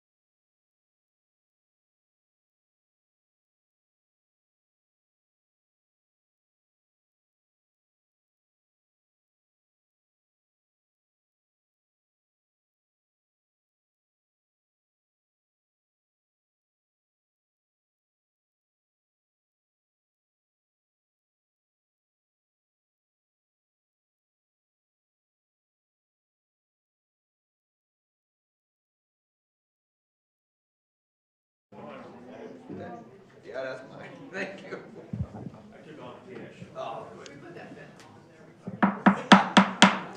Okay, let's come back in session here. It's 8:07. Paula, can we continue with speaker cards related to the current agenda item, please? Next speaker is Steve Bajnani. Close.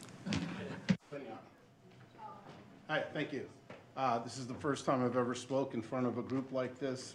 Wore shorts because it's Arizona. I got home. Steve, pull the I wanna address you all microphone. properly. There you Thank go, you, thanks. Chairman, and all of you commissioners. I am a person who works in the substance abuse, mental health treatment center industry. And one of the things that came up this evening when you were talking about appropriate fines for how you guys were going to take corrective action on one of these things, the state, AZDHS, there's another commission above that that's called the Joint Commission, and the way that they do things is based on green light, yellow light, red light. So that might be something you might want to consider in terms of the time frame that these corrective actions take place with the deficiencies. Without trying to be controversial, I disagree with the last gentleman who spoke here. I don't believe that these homes promote and sponsor alcohol and drug use and things of the like. I don't think that's the case. Fortunately, I was able to buy a home here in Fountain Hills, and I love this town. I'm a person who's in recovery myself, and these type of homes helped me when I needed some help. So I think it's great that it's all being considered. I think it's great that it's all being talked about.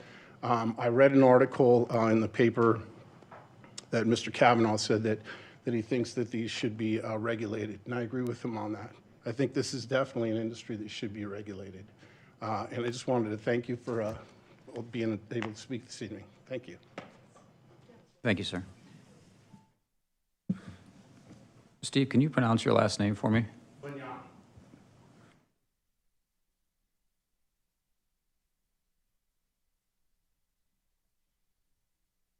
Last speaker card? No That's more it? speaker cards. Paula, any request to have statements read into the record? No, Chairman. Thank you, Paula. Okay, we will close the public hearing associated with the agenda item.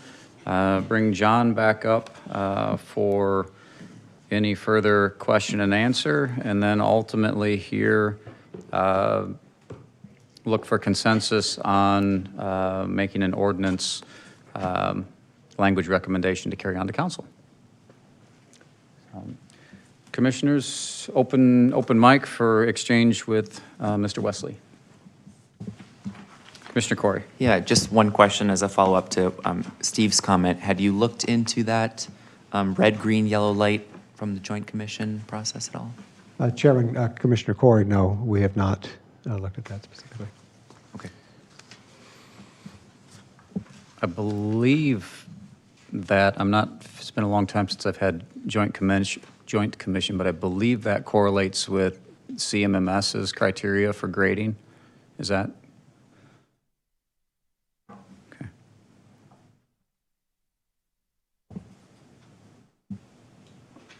If it's a process that they already have established, it might be worth looking into to see if it can help us as well. I think that ties in with Centers for Medicare and Medicaid, and ultimately ties into reimbursement somehow.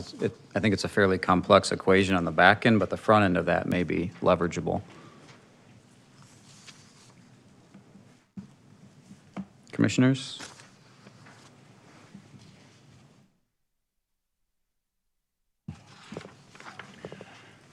Commissioner Watts? Same old question.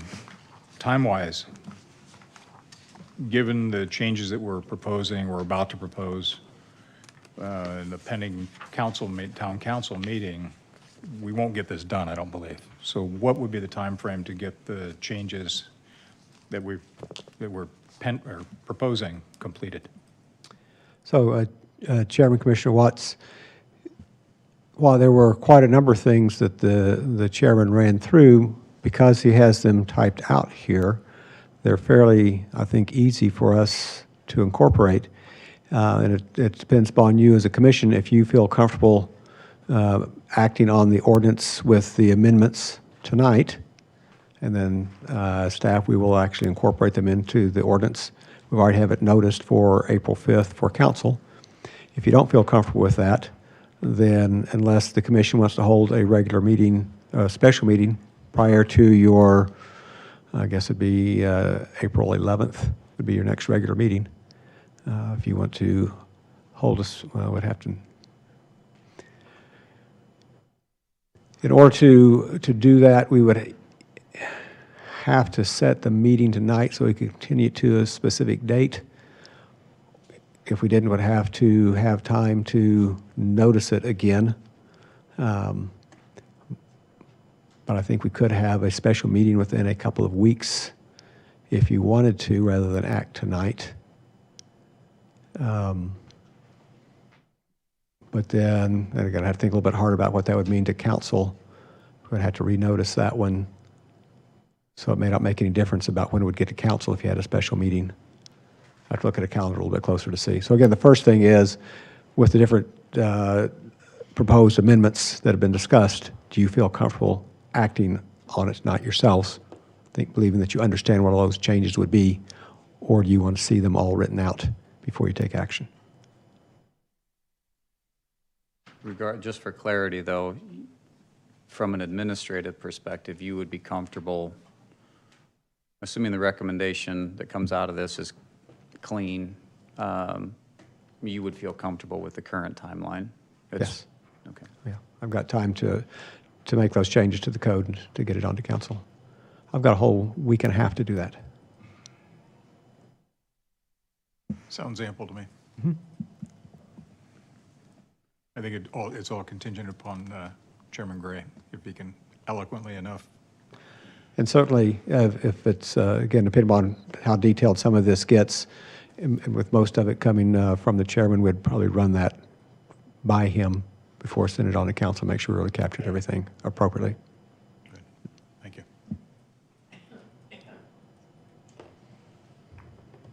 John, did I understand at the onset here that we would need to provision to extend our updates through Chapter 10 of the ordinances, or do you not need that language?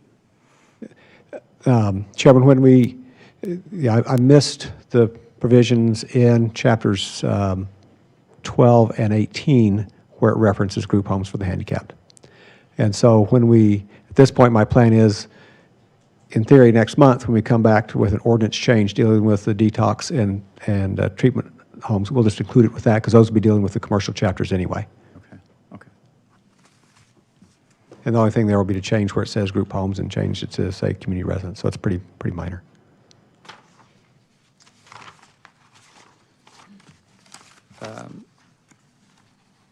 John, one other note that I jotted down here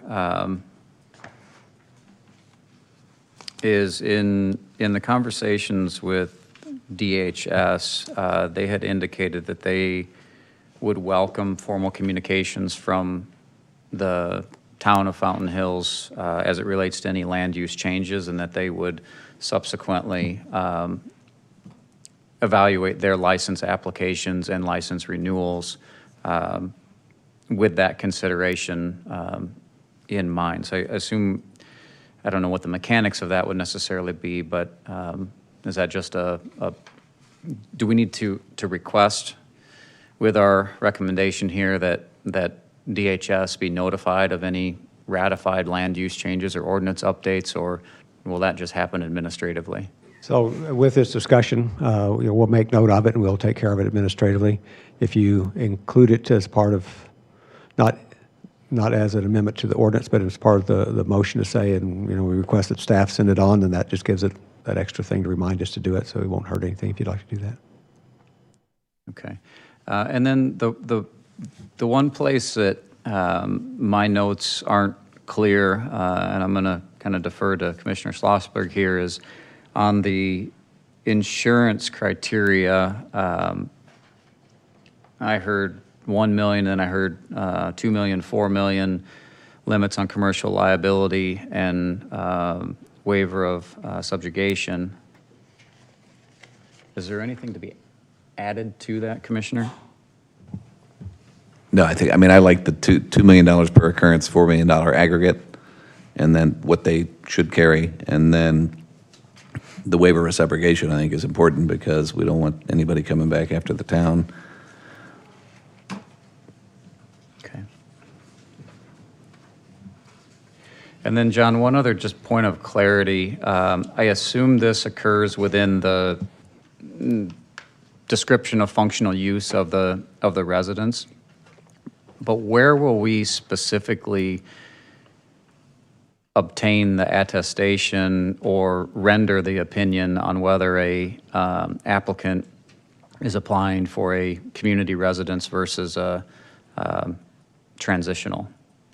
Yes, Chairman, that would be in the information they submit about the type of home and the services being provided. They would need to distinguish with the typical residency or tenancy, length of time a tenant stays in the home.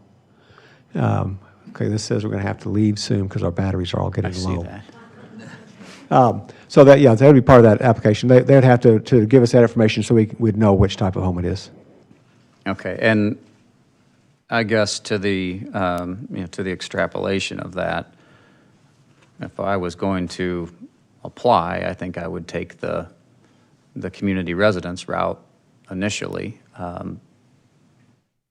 How would you see that deliberation or interaction transpiring between applicant and the administrative staff? We would certainly be then trying to marry up all the different pieces of what they're saying. If they are telling us they are community residents, they are most likely going to be a home for seniors. And so we're looking for services that they are providing for the seniors. And we're concerned about the self-preservation of the homes when we do our fire inspections. And so we'll be looking for those types of things versus the transitional living facility that is not going to have, those needs and should be describing something totally different in terms of the type of services going on in the home. And then certainly when we get the license back from the state, if it's a license for a sober living home versus a license for a assisted living home, that's going to tip us off pretty well that they tried to hoodwink us someplace. So if I could just suggest that part of that litmus test is to go back to what I perceive we're going to ultimately request for language here in kind of litmus testing the family definitions and whether or not the functional use of the home meets the vast majority of those considerations. Because if we don't do that, what I see potentially transpiring here is, as we know, most of the community residents or transitional residences in operation today are not occupant landlord relationship environments. They are rented or owned homes that are licensed to a operator who then uses it as part of their business model, right? So I think there's a little bit of ambiguity in that, and I think it's important that we add our core definitions of family as that litmus test if there's a discrepancy. So is that, are you saying that's another change someplace in the code to cover that, or just that as we are looking at it, looking at an application that somehow we see that each individual who is going to reside at the home, whether it's for 30 days or for 30 years, they maintain that as a legal domicile at that dwelling unit? And how would somebody that's going to be there for 30 days demonstrate that that is their legal residence for that 30 days they're going to be there? Well, I think that's where it goes back to, the letter of the letter of the ordinance clause is one thing, the spirit of it is another, right? So if you apply the quote-unquote spirit of things, if the ordinance clause says a family must share in legal ownership or tenancy of the dwelling unit as evidence on a deed or lease, or maintains legal domicile at the particular dwelling unit, if it's a community residence, both boxes are probably ticked, or at least one of the two is ticked. If it's a transitional residence operated by a third party, you probably can't tick either of those boxes, and therefore you would default to a transitional classification. That's the way I see that being of value to the review of an application. It's not to say that you can be approved either way, but if you apply as a long-term community residence, then your description of services should be able to declare that the residents maintain that physical address as their legal domicile within the dwelling unit. If it's a transitional residence, that's not going to be the case. Right. So I think that's why that's an important piece. And I don't know I don't know how to craft that into the language per se, but that to me needs to be in the footnotes of how that is differentiated. Okay, I'll see what I can figure out. I mean, do I make sense or no? I'm getting a little bit lost in it, honestly. Well, so take it at face value. I come and I apply to you and say, here's my application, here's all of my attestations, et cetera, et cetera. I want 7 beds in my facility. As the administrative review process goes, and I'm applying for community residence, obviously, because I want 7 beds, right? As the review process goes, you're ticking all of the boxes, and then a couple of the boxes that have to be ticked is when you look at how the home is being utilized,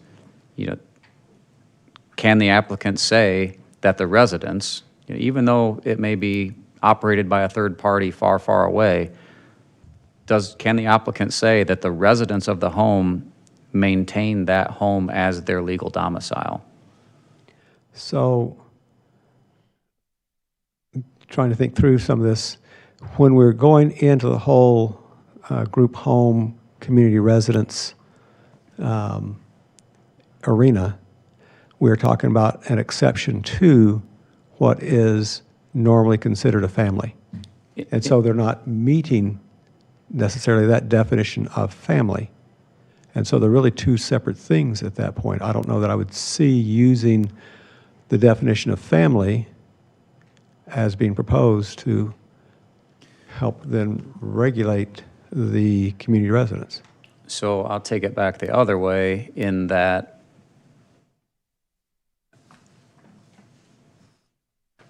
to obtain a community residence, we do have language that ties back to emulation of family, correct?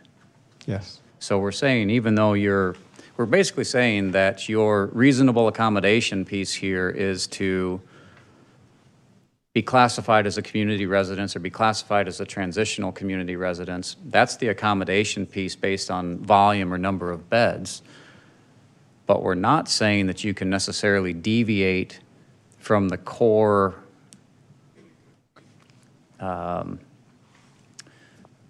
pillars of what emulation of family needs to be or looks like. And then on the other side of that argument, the operators of these facilities, in particular the Oxford House, repeatedly talks about their model is family emulation, that it's an ecosystem that operates independent of third parties. It's an ecosystem that has its own governances, its own budgets. It's financially independent and stable, et cetera. So even the users who would come in and classify themselves as either transient or Community. See, there's that thing.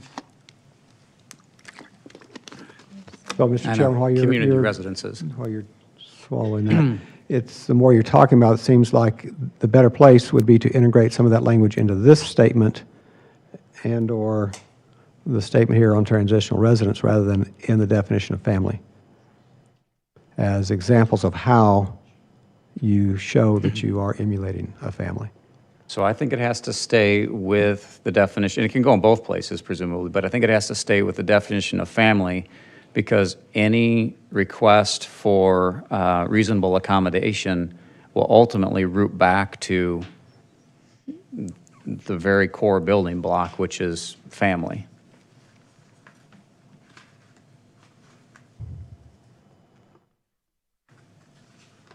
Yes, no, maybe so. You all make a motion and give me direction, and I'll figure out how to make it work. Okay. Commissioners, other thoughts? Questions of John?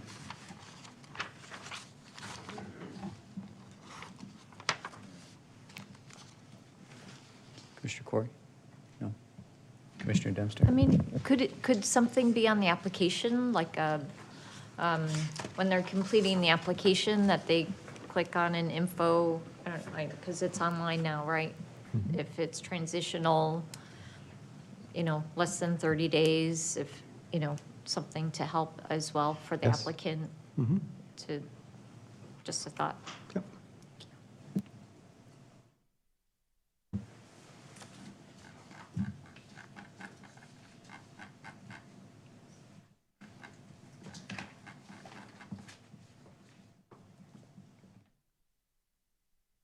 Okay. Commissioners, if there's no further interaction with John required, Commissioner Dempster?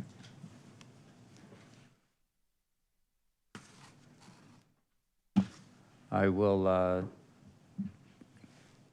lay out a motion. I'll lay the motion out in draft. We can have any quick discussion on it. I'll revalidate the motion and then call for a second, if that's okay.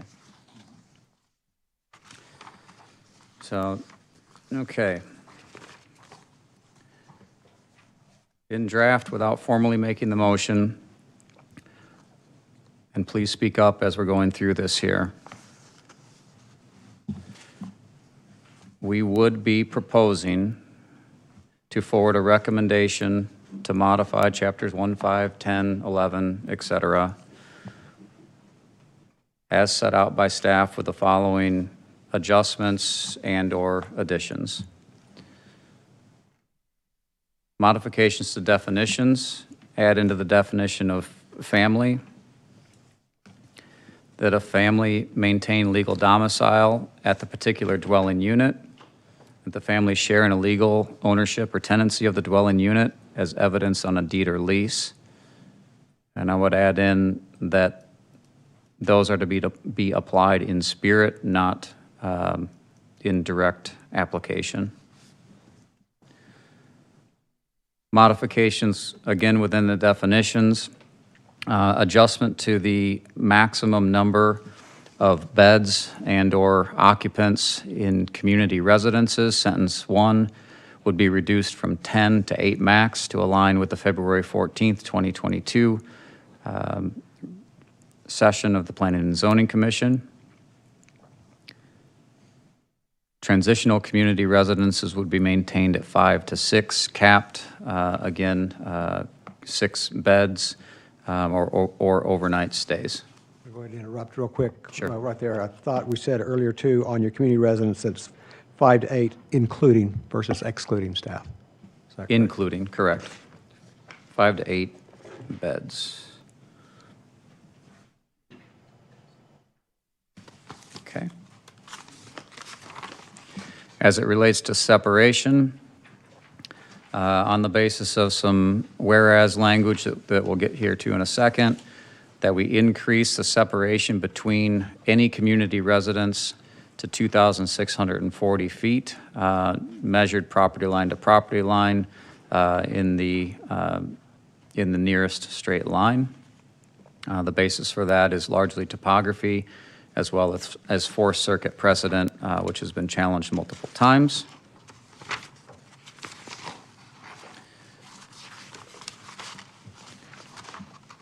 We would remove the guidelines as it relates to reasonable accommodation. the basis of which will be called out in some whereases here in a second. Additional measures to include in the application. Number one, the property owner attestations shall be enhanced to include a clause allowing town officials to enter the premise and inspect for land use violations unannounced, inclusive of the number of occupants. Number two, the applicant shall attest that they will provide all evidence permissible by code and authority having jurisdiction necessary in response to a code enforcement inquiry, and in particular, make available their occupancy logs. Number three, require evidence of a property's appropriate Maricopa County tax classification for the land use applied prior to the registration. That one in particular needs to be satisfied prior to the final registration approval. Number four, require a copy of the lease packet prescribed by ARS 912, Section 202, specifying the operator of the home, specifying that the operator of the home will utilize a lease packet that's in accordance with state administrative code. Number five, an operator certification that no outpatient treatment center licensure or medical licensure activity or medical distribution will be solicited or occur on premise. Number six, require a certificate of insurance, in particular commercial liability, policy of limits $2 million per occurrence, $4 million in aggregate, and provide a waiver of subjugation for the town of Fountain Hills. Under enforcement, include code enforcement penalties applicable to the property owner only, not the operator of the residence. Penalty thresholds proposed $100 a day for every day in violation after a 14 calendar day grace period to rectify the violation predicated on the day of the violation until the deficiency or land use violation has been corrected, payable to the town of Fountain Hills. A $100 a day penalty, calendar day penalty for any lapse in registration with the town of Fountain Hills. Number three, include a strike policy, 3 violations as administered by a code enforcement officer in any 12-month period of time, of which 3 violations in that period of time shall constitute revocation of registration and eviction. And John will add the caveat open to any alignment with the Joint Commission or CMS on that strike policy. Providing false or misleading information on the registration application or renewal. I should say knowingly providing false or misleading information on registration application or renewal shall result in immediate termination of registration and eviction. And the town is to provide notification to the Arizona Department of Health Services of any complaint against a registered address and or any unregistered address as a matter of course. In addition to this, the town staff administratively shall notify Department of Health Services of any ordinance updates to land use as may relate to their licensing proceedings.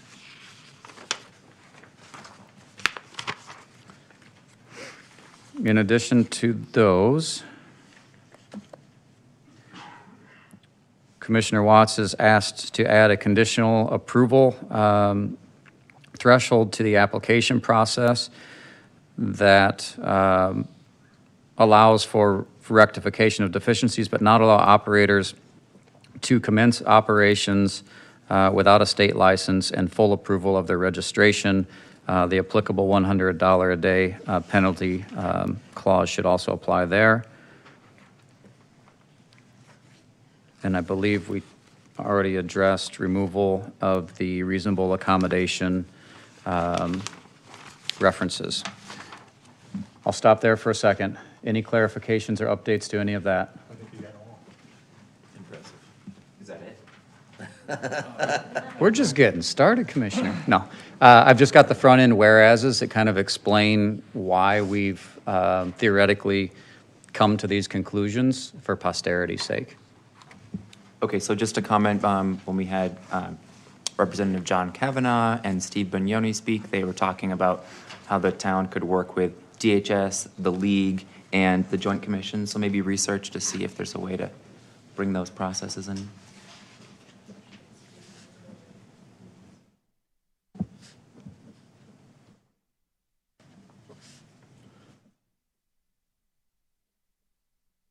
So is it fair to say research, requests for town staff to administrative research opportunities to engage with Department of Health Services and/or the League of Towns? And/or Joint Commission. And/or Joint Commission.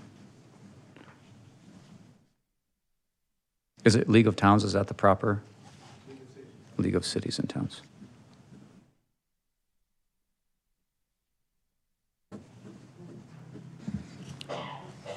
Chairman Gray.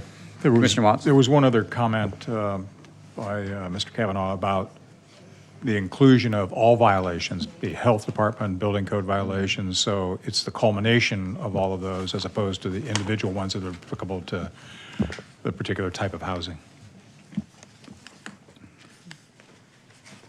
Any objections to Commissioner Watts's modification there? No. Thank you, Commissioner Watts.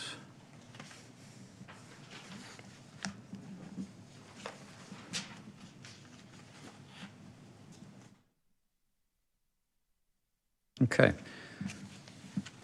So that concludes proposed modifications that will formulate into the motion. And this is a little bit wordy, but I think this is really important for posterity here. And this is just a series of general, what we call whereas statements that essentially root why this commission is where it is, how we went through this process, and what anchors a lot of our updates or modifications or additions to the ordinance. So over time, hopefully people can look back at this and understand where we were coming from. Did you have anything, Commissioner Kovtun? No. Lights on, okay. Okay, and these are in the front page of that packet if you want to follow along with them. So whereas number one, simply put, whereas Arizona Revised Statute 36-2061 defines a sober living home as any premise or place or building that provides alcohol-free or drug-free housing that promotes independent living and life skills development, may provide activities that are directed primarily toward the recovery from substance use disorders, provides a supervised setting to a group of unrelated individuals who are recovering from substance use disorders, and does not provide any medical or clinical service or medication administration on site except for verification of abstinence. Number two, whereas municipal zoning laws must weigh the rights and freedoms of its individual citizens against the concerns of all that combine synergistically to require a delicate balance of the physical, aesthetic, safety, environmental, fiscal, and health aspects of an organized community. Although the procedures of a zoning board may limit an application for a permit to one particular use, it has been said that the board cannot, in a proper and reasonable discharge of its function, ignore the total picture of which it has personal knowledge and act on a piecemeal basis. Number three, whereas the FHAA generally prohibit zoning practices that discriminate against individuals with disabilities by making unavailability or denying housing to those persons. Number four, whereas since 1989, the FHAA requires a municipality to make reasonable accommodation in its rules, in its policies, in its practices, or its services when such accommodation may be necessary to afford individuals with disabilities equal opportunity to use and enjoy a dwelling. Such accommodation need not extend beyond the enacted zoning code when such accommodation has been benchmarked and demonstrated. Number five, whereas the U.S. Supreme Court has ruled that the jurisdiction can establish a cap on the number of unrelated persons who can occupy a dwelling unit, the Fair Housing Act requires jurisdictions to make reasonable accommodation for community residents for people with disabilities by making narrow exceptions to these caps. Whereas the United States Census Bureau recognizes the town of Fountain Hills, Arizona to be comprised of the following facts. Town population, census date April 1, 2020, 23,820 persons. Owner-occupied housing unit rate in the town of Fountain Hills, 78.9%. Population living in the same house as 1 year ago today, or 1 year ago as a date of census, 84.0%. And persons per household mean 2.07 persons. Whereas the transitional community residence cap of 6 overnight occupants, inclusive of staff, is 2.9 times the mean number of persons per household within the census block in town. Number 8, whereas a community residence seeks to achieve normalization of their residents and incorporate them into a social fabric of the surrounding community known as community integration. Number 9, and finally, whereas a community resident seeks to emulate a family and how they function, the residents with disabilities learn or relearn the same life skills and social behaviors of a family.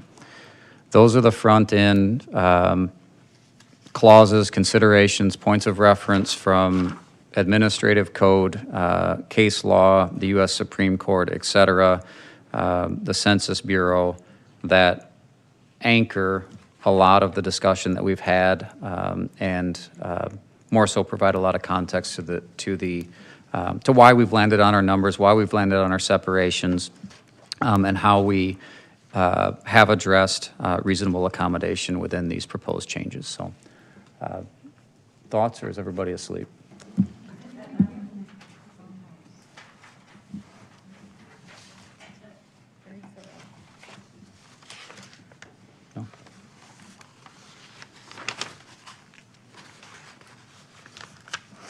Make sure I'm not missing anything.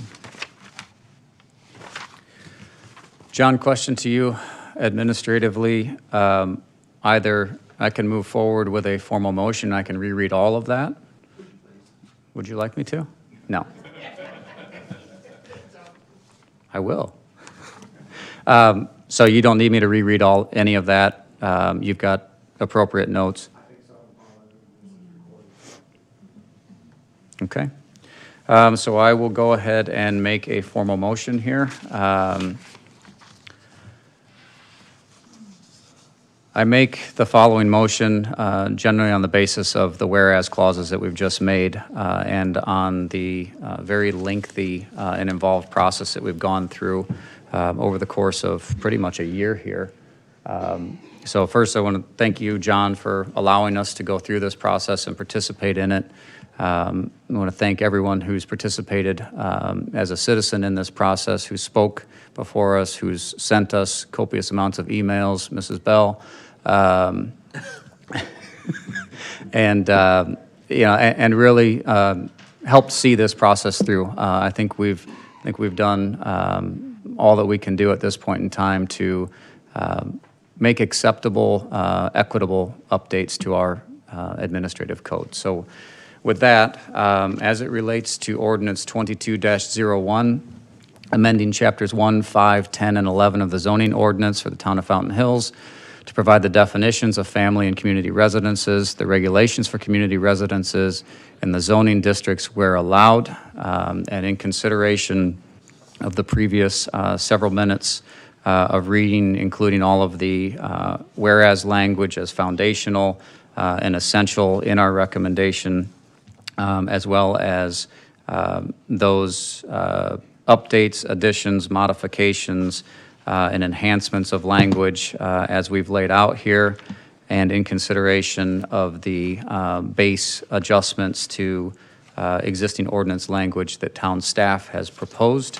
I make a motion to forward a recommendation to the town council to approve the updates to chapters 1, 5, 10, and 11 as amended and referenced here in this session. Can I, before anybody moves on that motion, there were two items, and I don't know when, but there are two items left that we talked about tonight that we didn't change in the ordinance itself. Okay. One of them is the group home must have its license from the state. There's no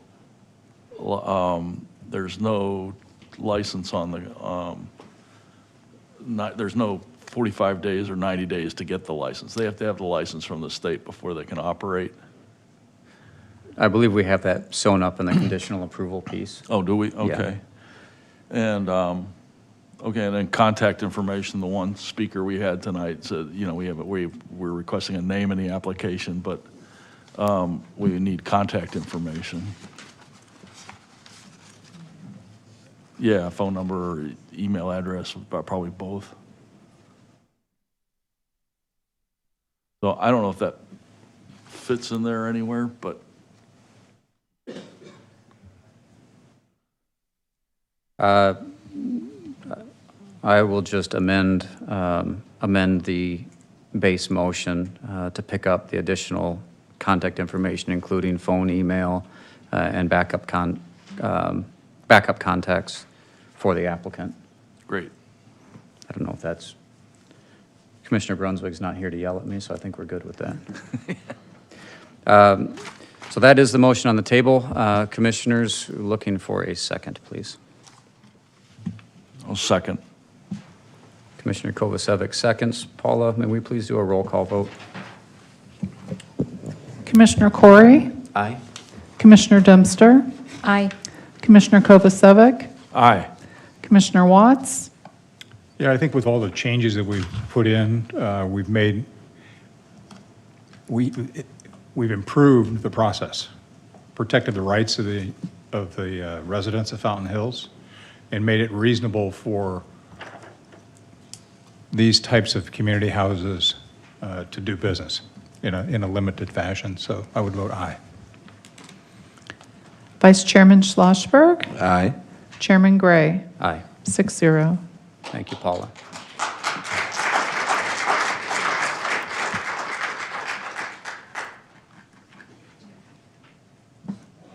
Let me get back to the top of the agenda here, John.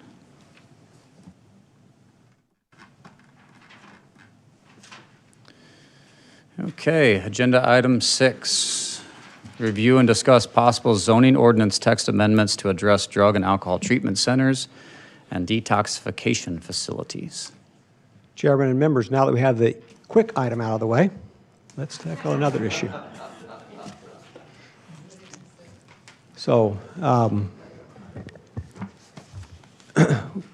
as the commission started this discussion back in September, I think we really started with the idea of the detox facilities, then the idea that it was really related to the sober living homes, and that maybe the sober living homes came first. And so now we're back to the other part of an integrated puzzle here of how we address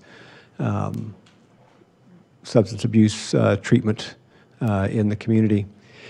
So just as a kind of hopefully a reasonably quick background, but I thought it was important to kind of quickly step through zoning ordinances and how they work so we can get to talk about where uses might go and what those uses are. So the zoning ordinance provides a list of permitted uses by district.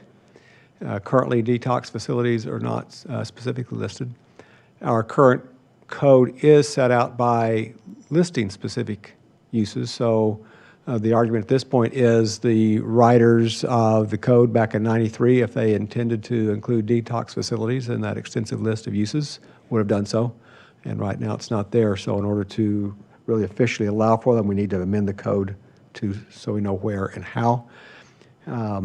Current code defines treatment centers, but does not list it in any zoning districts. So that's a little bit of a gap. And then generally uses, as we define them, we look for how they fit into the intent of the given districts and other land uses that are currently allowed in that district. As I've been researching this and looking at other codes, we always like to do that to see what others have done to give us some guidance and ideas. Basically, I've not found detox centers or treatment facilities specifically listed in ordinances. And as I've particularly talked in Prescott and Gilbert to those towns, they're just considered medical uses and they don't feel like they need any special treatment. And they're just allowed as other medical type facilities. The only one that I found that does specifically address detox facilities is Mesa, and they require a council use permit. That's similar to our special use permit for detox centers, but it allows it in basically all commercial districts. And so again, just a quick review of our key commercial districts. C1 district, highlighted a couple of key components of that.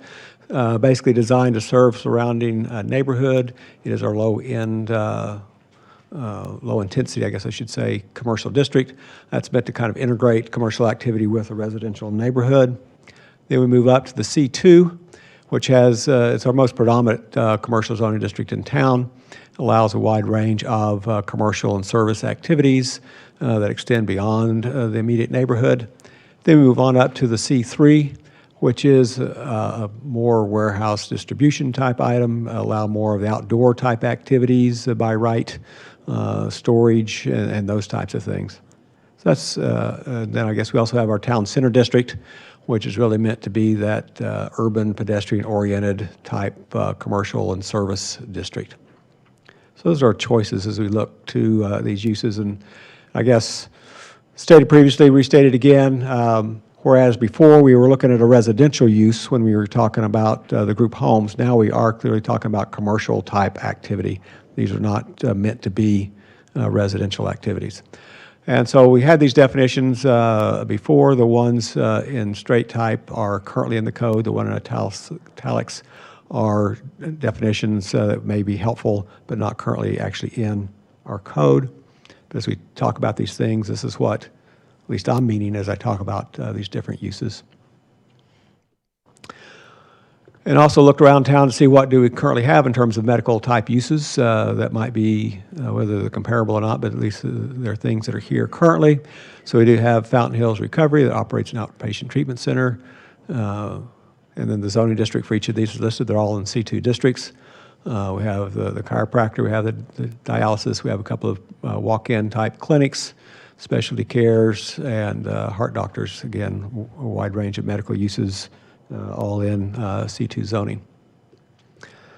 Then just looking more generally at our zoning ordinances and types of uses that are currently listed out there. So in all of our commercial districts, we allow, you can read the list, I don't have to go through those, but a variety of medical, retail, commercial, entertainment type uses. And so some of these aren't directly related to what we're going to talk about with detox and treatment facilities, but you can still think of some of the land use impacts. You think of a restaurant and the people coming and going at various hours. You have people waiting to be seated, so waiting after, you know, whatever entertainment activities, similar types of characteristics may happen. We move on up to our C2 and C3 districts. Some things come in, such as the bars, health spas, pool halls. Interestingly enough, as kind of alluded to a little bit ago, special use permits are required in the commercial districts for the residential activities because they're meant for residents, or they're meant for commercial, and we don't want to negatively impact them with the residential uses. And then other things in C2 and C3 that require special use permits, convenience stores, cabinet shops, automobile fuel dispensing. So again, things that have a lot of traffic coming and going, a little bit more noise, a little bit more light, and type of activities happening. So that gives you just kind of a picture of what typically in our code today goes into these districts. So when we talk about detox facilities, basically from what I've seen, they're broken down into two types. You have your subacute outpatient type detox, which is somebody, again, who's not maybe as severely addicted to whatever the substance is. And so the withdrawal process is not as challenging, not as medically, what word do I want to use there, significant. And so they can go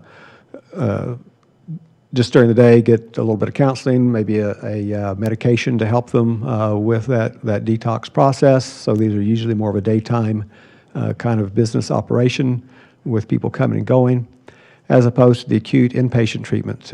These are 24/7 type operations, direct medical supervision, because these people are going through some kind of significant withdrawal where there can be significant side effects and impacts. And so there's doctors, nurses there supervising it, and these will usually take a 5 to 7 day kind of process to get the drugs out of their system so they can then move on into some type of treatment. So some options to consider for the detox facilities. Again, generally I'm thinking that it's someplace in a C2, C3, as we've looked at the types of uses that currently go on in there. especially as you move to the acute inpatient type activity. Seems like it ought to be in those higher zoning ordinances. I think we could add standards that go with that. I see that quite a bit on our zoning code. You'll have a use, and along with that use, there'll be a list of some criteria that you have to meet in order to have that use. So some of the things we could allow or specify in the code.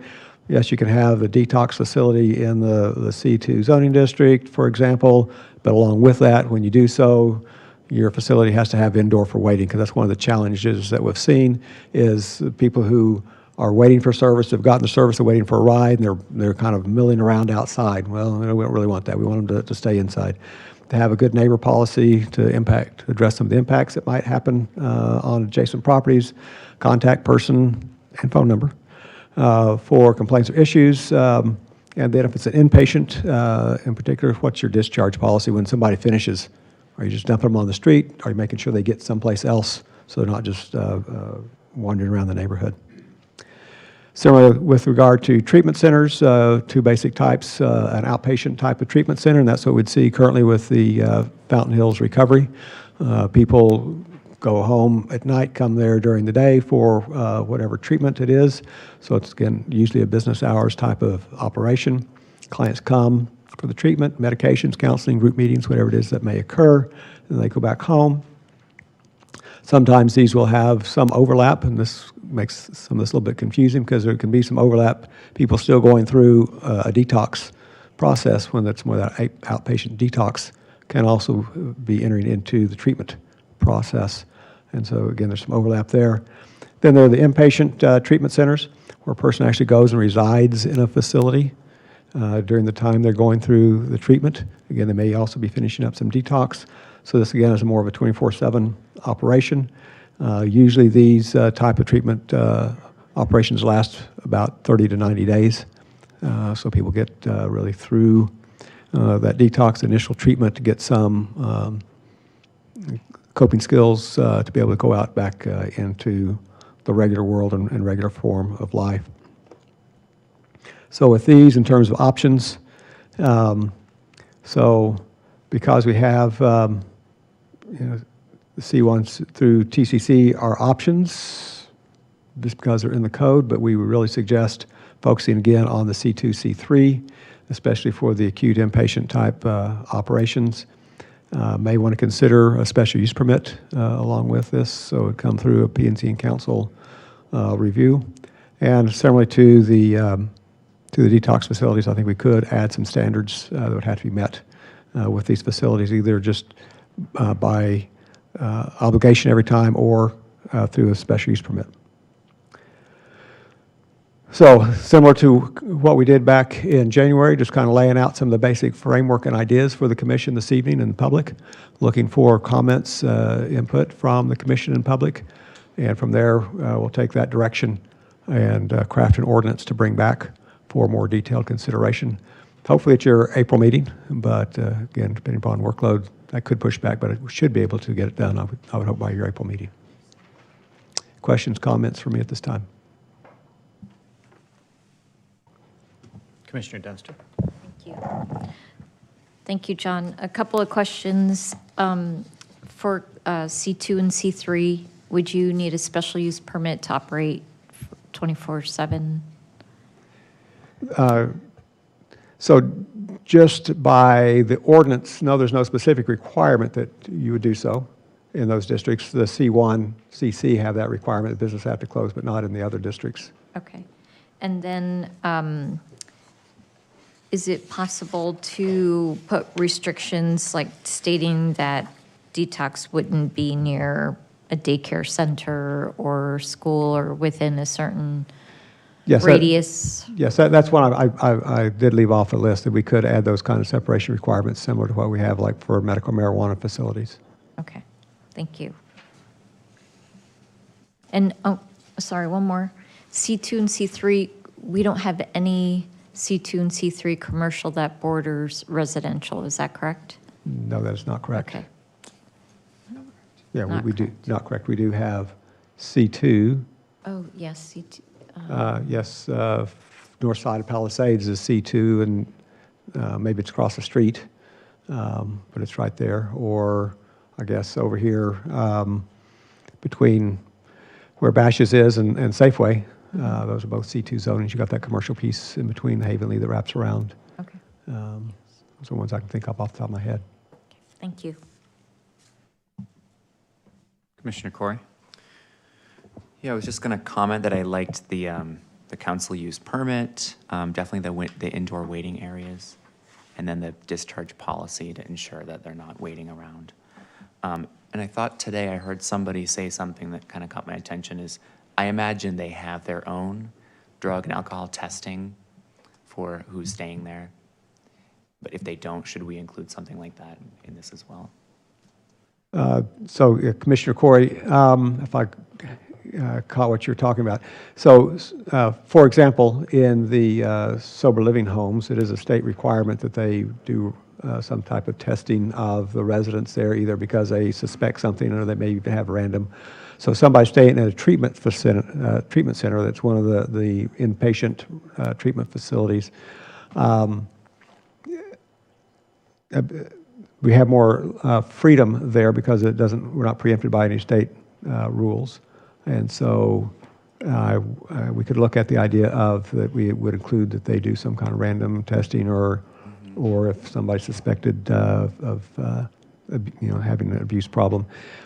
The little bit that I know about that particular industry is, again, different than the sober living home. When somebody goes into one of those treatment centers, they are fairly locked down. They come in, they're not going out and doing other things. They're not getting visitors in that scenario because of the program they're going through. And they check them out when they get there, make sure they don't bring anything with them. And so it's a fairly controlled environment, as I understand that particular. I would imagine so, and they probably have their own policies for testing daily or something in that environment, but perhaps if we include it too, it just kind of reiterates that point. Okay. When you refer to lockdown, you're talking the inpatient. Right, the inpatient, that's what I'm talking about, right. Do you have another statement, Commissioner Corey? John, coming into the next session on this where we really dive into it, I was wondering how much trouble would it be to take a look at kind of walking radiuses around C2 and C3? You're looking at 5-minute, 10-minute walk times, and really looking at those, I'll use a Commissioner Corey term, heat map, looking at those kind of concentric ring heat maps to say, here's 5 miles, here's 10 miles, so that we can kind of take a look at what those migratory patterns could be. Sure. So then you use 5 mile, 10 mile. I don't think that's what you meant. I think you said minutes the first Minutes. time. Okay, Minutes. good. It's Good. I late. get pretty big. And so, but I guess I would rather come back to quarter mile, half mile, rather than 5 minutes, 10 minutes. Just a lot easier than try to figure out how fast somebody walks. Whatever the software That'd be allows very for, easy. but That'd be very easy. essentially, the aim of the exercise is really just to look at What's within those? yeah, what's the migration look like? If you C2 cluster here, there, or anywhere, does a 5-minute, quarter mile, whatever that equates to, does that pick up a residential neighborhood? What classification of residential, et cetera. And then I just want to reaffirm Commissioner Dempster's statements on separation. Kind of taking a look at precedent as it relates to separation from homes, schools, ballparks, ball fields, daycares, et cetera. I think you alluded to the site plan considerations that may be required with related to fencing or what have you. And then I was just curious, I haven't done any research on this, but bed capacity limitations on the inpatient side in particular. I don't know if there's any, I appreciate on the outpatient side of this is very much medical office use, so not too focused on that, but the inpatient side, I'm just curious if there's precedent for size constraint caps or high water marks. And then we don't have to get into it tonight, but just wanted to, I know we had we had discussed, or it had been brought up previously, that there obviously are multiple centers in fairly close proximity. I was just wondering if any of those had been visited for observation purposes, or if that was something that we could do between now and April. Chair, so yes, I did skip over that. Might be getting a little bit tired myself, I'm not sure. I did mention in the report that in terms of treatment centers, when I did a Google search on that, I think I said I found 8, 1 in Fountain Hills, and all the rest were in Scottsdale. We did have done some look at some of the detox centers. There's one that Mr. Myers brought up previously over in Phoenix, and we went over and took a look at that and found the conditions similar to what he described, with people kind of milling around outside the immediate facility and somewhat around in the area that could cause some concern. I've reviewed some others that I was familiar with in Mesa, and really found no environmental impacts, nobody around those. They were all clean, neat facilities. One I'm across the street from a school, and with no apparent issues or impacts on the neighborhood. Okay. And then just one last consideration for next month. I couldn't find the reference, but at one point in time, we had a white paper study that had been done on property valuation, in different proximities to detoxification centers, and I think there was a specific subsection on opioid-related centers, and it's a pretty robust study. I was wondering if we could reference any of that in next month's. We'll see if we can find that. Okay. That's all my comments. Commissioner Schlossberg. Yes, sir.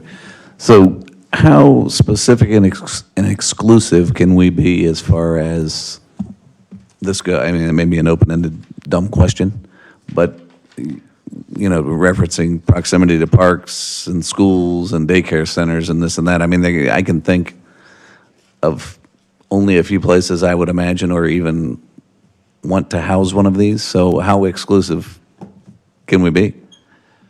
Whether it's through a special use permit or whatever the case may be. And again, just an open-ended question, so looking for direction.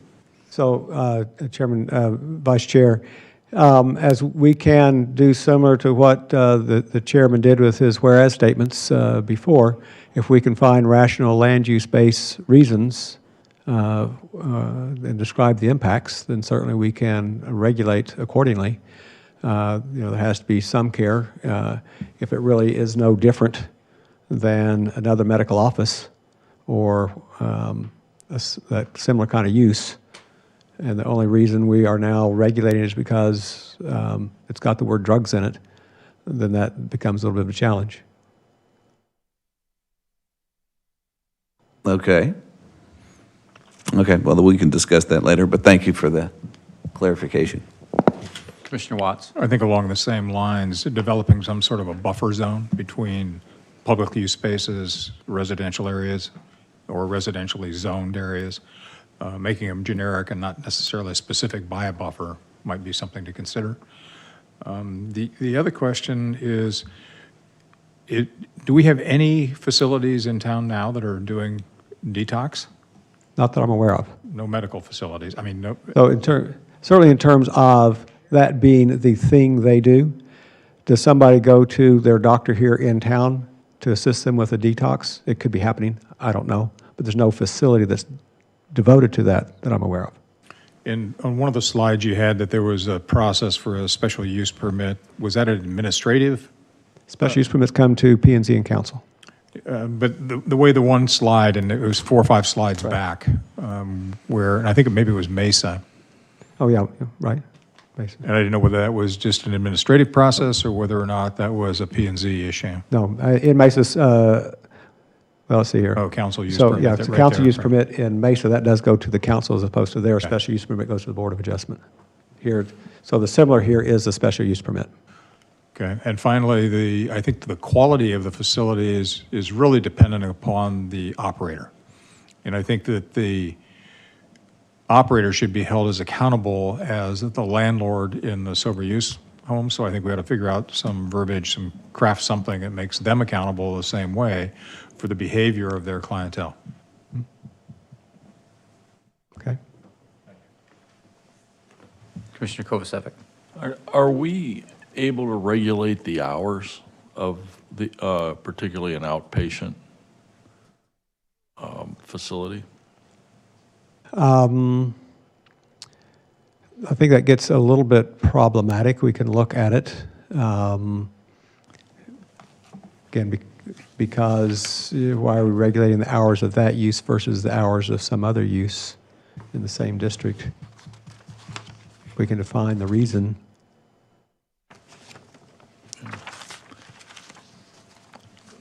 Okay. Well, if we could look at that, I'd appreciate it.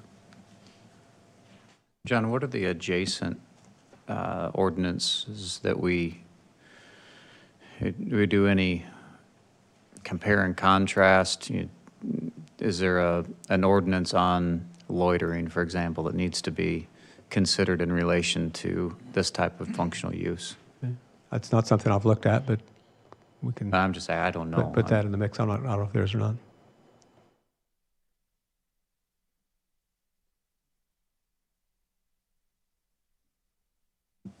Okay. Commissioners, shall we go to the public hearing? John, thank you. Let's go ahead and open the public hearing as it relates to agenda item 6. Paula, speaker cards, please. First speaker is Larry Myers.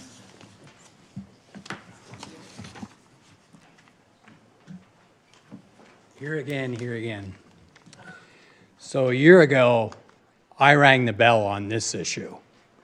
Of course, the residential detox commercial facilities, which is what is listed, Fountain Hills Recovery, that's why it's listed as detoxification facilities, because that's what they're doing in these houses. But what I was really speaking to when I rang the bell a year ago was these places. And even John referenced the pitfalls of subacute outpatient and acute inpatient facilities in his address to the retreat last February to the council. I'm not going to waste my time here quoting him again. I sent y'all an email and I sent you a heat map because I'm real familiar with the heat map. And I'm telling you, the migratory pattern, better learn it, better find it, and better prepare for it. So the study, I also am privy to that.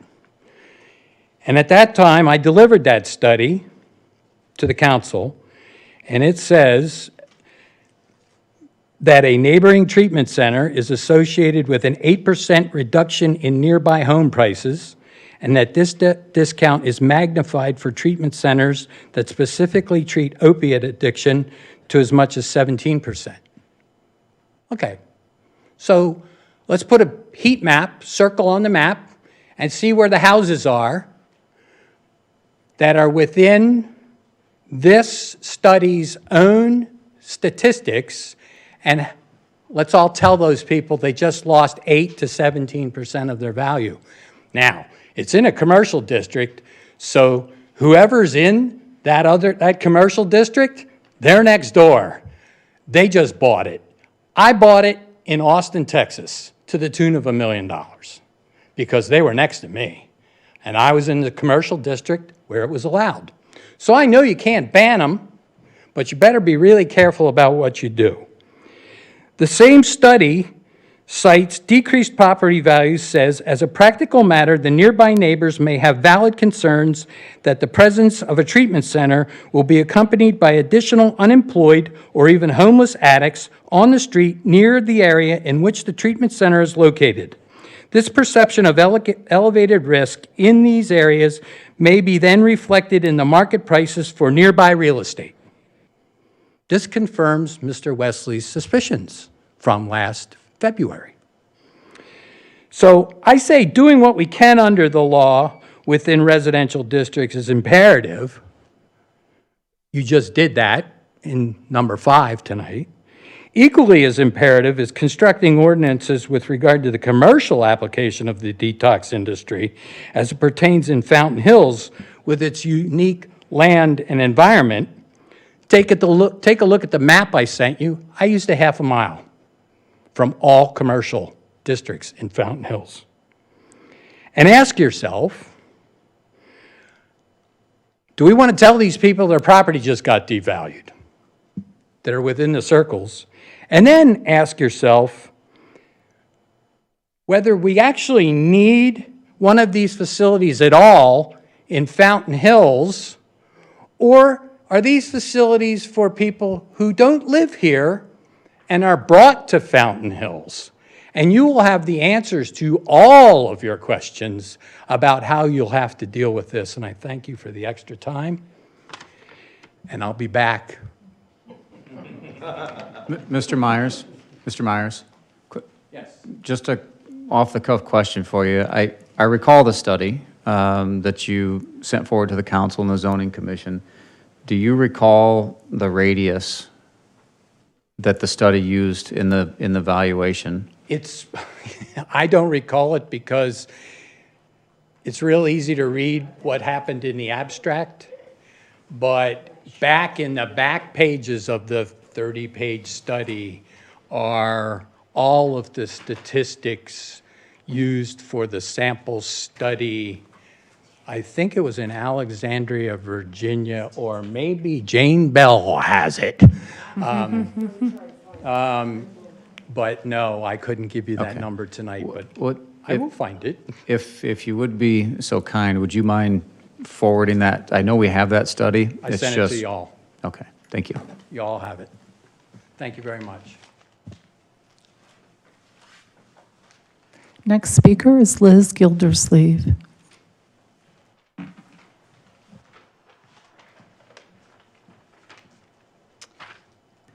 Hello again. I believe it was Mr. Gray who has mentioned in the past, let's get sober ordinances done before we tackle strengthening the ordinance for drug and alcohol treatment and detoxification centers. I am inclined to agree because people often confuse detox centers and sober homes, the latter which is supposed to be a drug-free environment. That said, there are challenges ahead. As town staff noted in their attachment for this agenda item, a Google search at findtreatment.gov revealed that Fountain Hills Recovery is listed as providing a treatment facility in Fountain Hills in the center of our town above All-American Bar. Interesting location.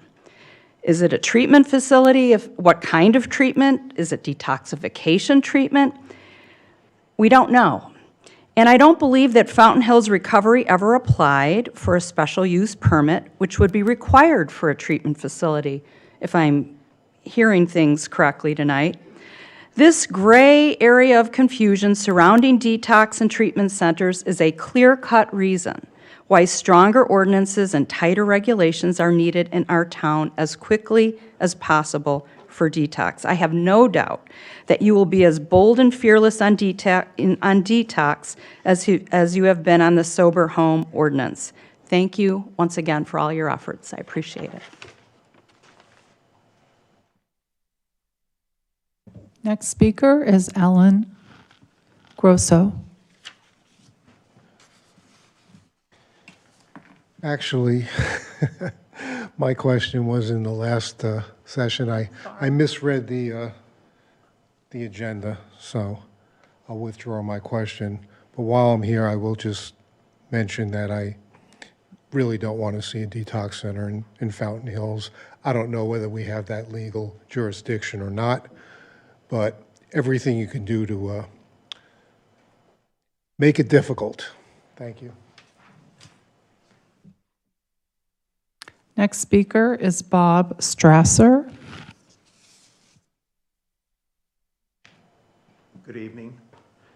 Thanks for letting me come and address you all.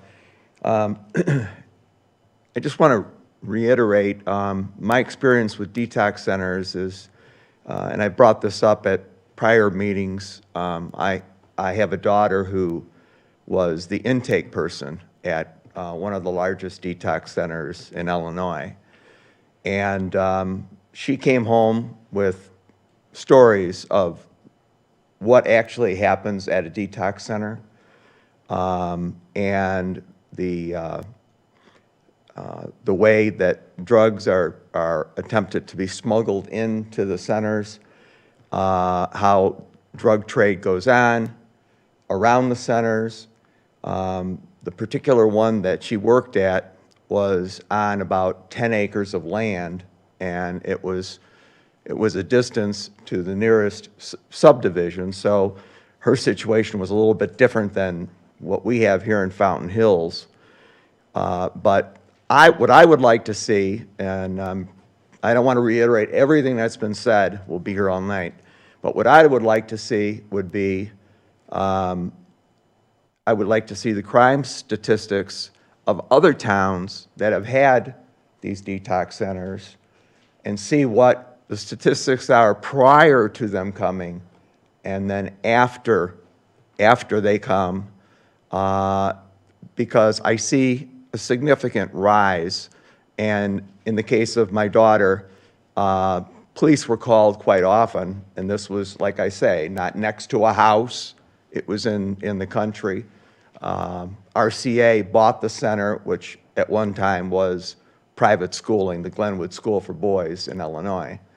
And weapons were brought in, weapons were seized. Every cavity, every orifice of an incoming patient had to be checked because they tried to bring in, and the drugs and the recidivism rate was enormous. It was over 80%. So I just wanted to make you aware of this is even a much bigger problem than transitional housing, because we're going to introduce drugs into the community. I can see needles being left behind. I can see the drug trade business outside the facility. I can see lots of things happening, and all I ask is that you give this utmost concern and involve law enforcement in this, because I think they're going to have a big say. Any questions? Okay, thank you. Perfect timing. Next speaker is Jane Bell.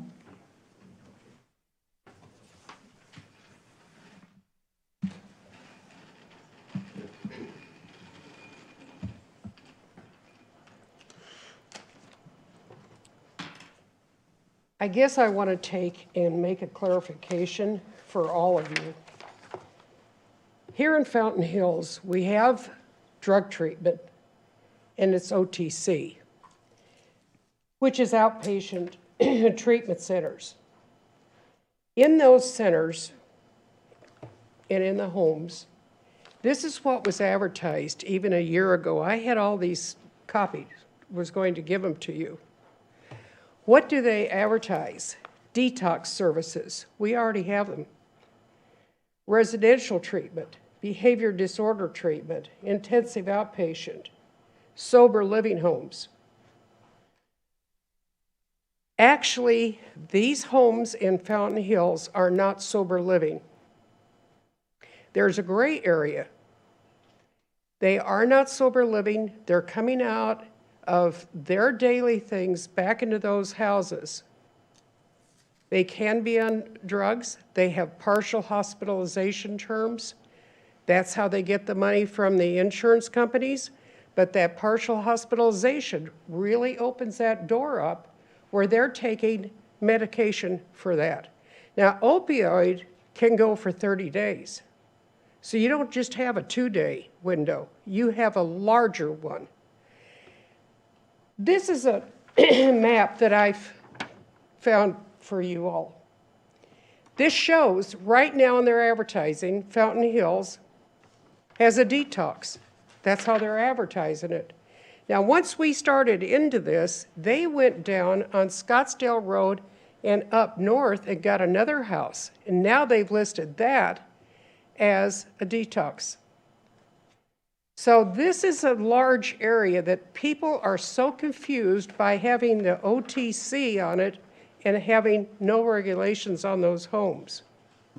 So I personally feel there's not a need here for detox. They already are doing subacute. Now, right down at the corner of Scottsdale Road and Shea, there's a brand-new facility there, 8 minutes, whatever it is, from here that they can get regular detox, the acute type. We don't need it here in Fountain Hills. So that's my thought. I don't know if you have any questions for me, but I'd be glad to answer them.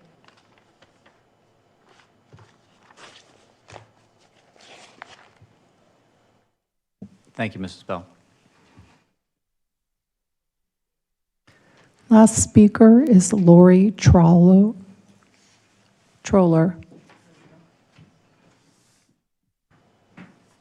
I just wanted to make a really quick comment for yourself there. You were talking about responsibility and how to perhaps take the responsibility and put it on the establishment. That I know this because I was looking at that same approach with the sober home. If there's needles around, because that's been a big thing, how can either multiple accounts of that is going on, the police showing up? It turns out the police can only associate that to the person. It will never come back to the owner of the home. Just as if you had a rental home and you've got folks in there, you don't know, you're renting out like an Airbnb, you're not responsible for their drug problems or whatever issues they're creating. So in that same way, I'm only assuming that if we have a medical center here, that they wouldn't be responsible either for someone who walked out and did something or loitered or anything like that. The offense is against the patient or resident or however. So that's just a comment there. I wanted, because Jane just mentioned what she did, in the state's requirements, there's a thing written there about false advertising verification. They're not allowed, establishment is not allowed to advertise services they're not providing. That's a violation. So if they're doing that by state code, that's a big no-no. And I don't know who regulates that. That was a question I had for John earlier today, is are we looking at that? Because I can't even imagine the states going in on the webpage and saying, are you advertising, such and such service? But that is a violation. I just wanted to bring that up because she had brought that up. That's it. Thank you, Laura. No more speaker cards. Thank you, Paula. Okay, Commissioners, any final thoughts for John on the discussion? Commissioner Corey? Yeah, just one. As Bob was speaking about law enforcement, I can't remember because I feel like we've been talking about this for a while. Have we had law enforcement come to P&Z and speak to us about how they handle some certain situations? And No. Can we maybe talk with them about that? We could talk with them, see if that's a possibility for them to come, if they'd have some information that would be helpful. I think they might have some info that could help us. Yeah. Thank you.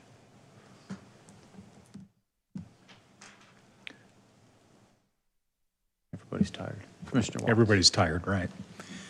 Now I forgot what I was going to ask.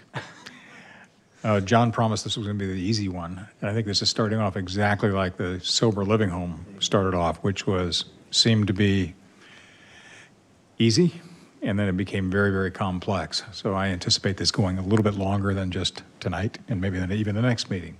But in that light, I think that the concept of violations, whether it's the accountability of the individual, which could be a legal aspect of it, but there's also zoning violations, there's licensing violations, there's, again, all of these violations that in the accumulation of them, we can apply the same type of logic that we've got for the sober living home. So I think that's something we should look at and expand on the responsibility, the buffer zone, and all of the things we've talked about. So thank you, John.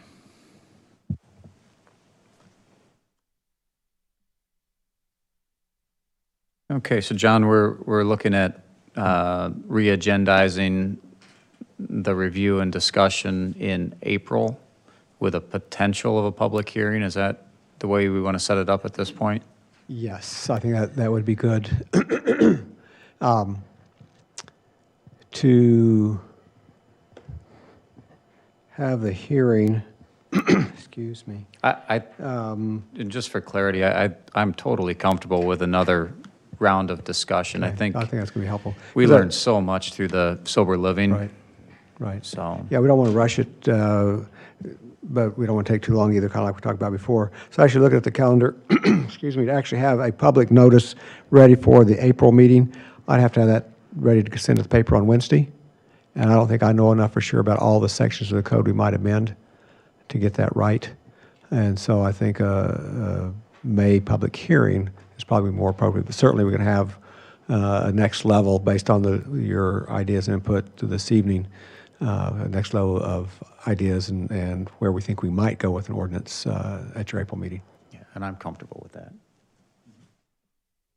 Okay. Last thoughts, or I'm going to move on? Okay, agenda item number 7, commission discussion request for research to staff. Any request of John? John, thank you for your diligence and hard work and working with us on the agenda items tonight. I know we haven't made it easy on you. And patience. So that's what keeps me alive, right? As long as you keep giving me things to do, I'll just have to keep coming back and working on them, so. I did jot that down somewhere in here. You're supposed to answer a question of how long are you going to live, but, As long as you keep giving me work. okay. Number 8, commission request from the Development Service Director. John, anything from your desk?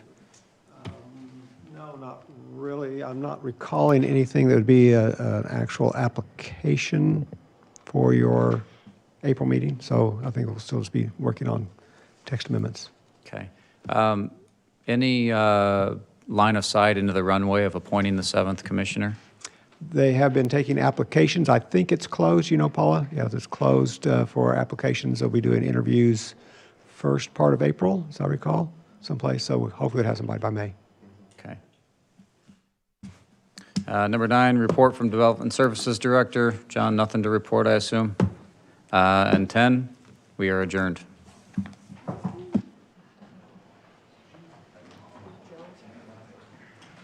John.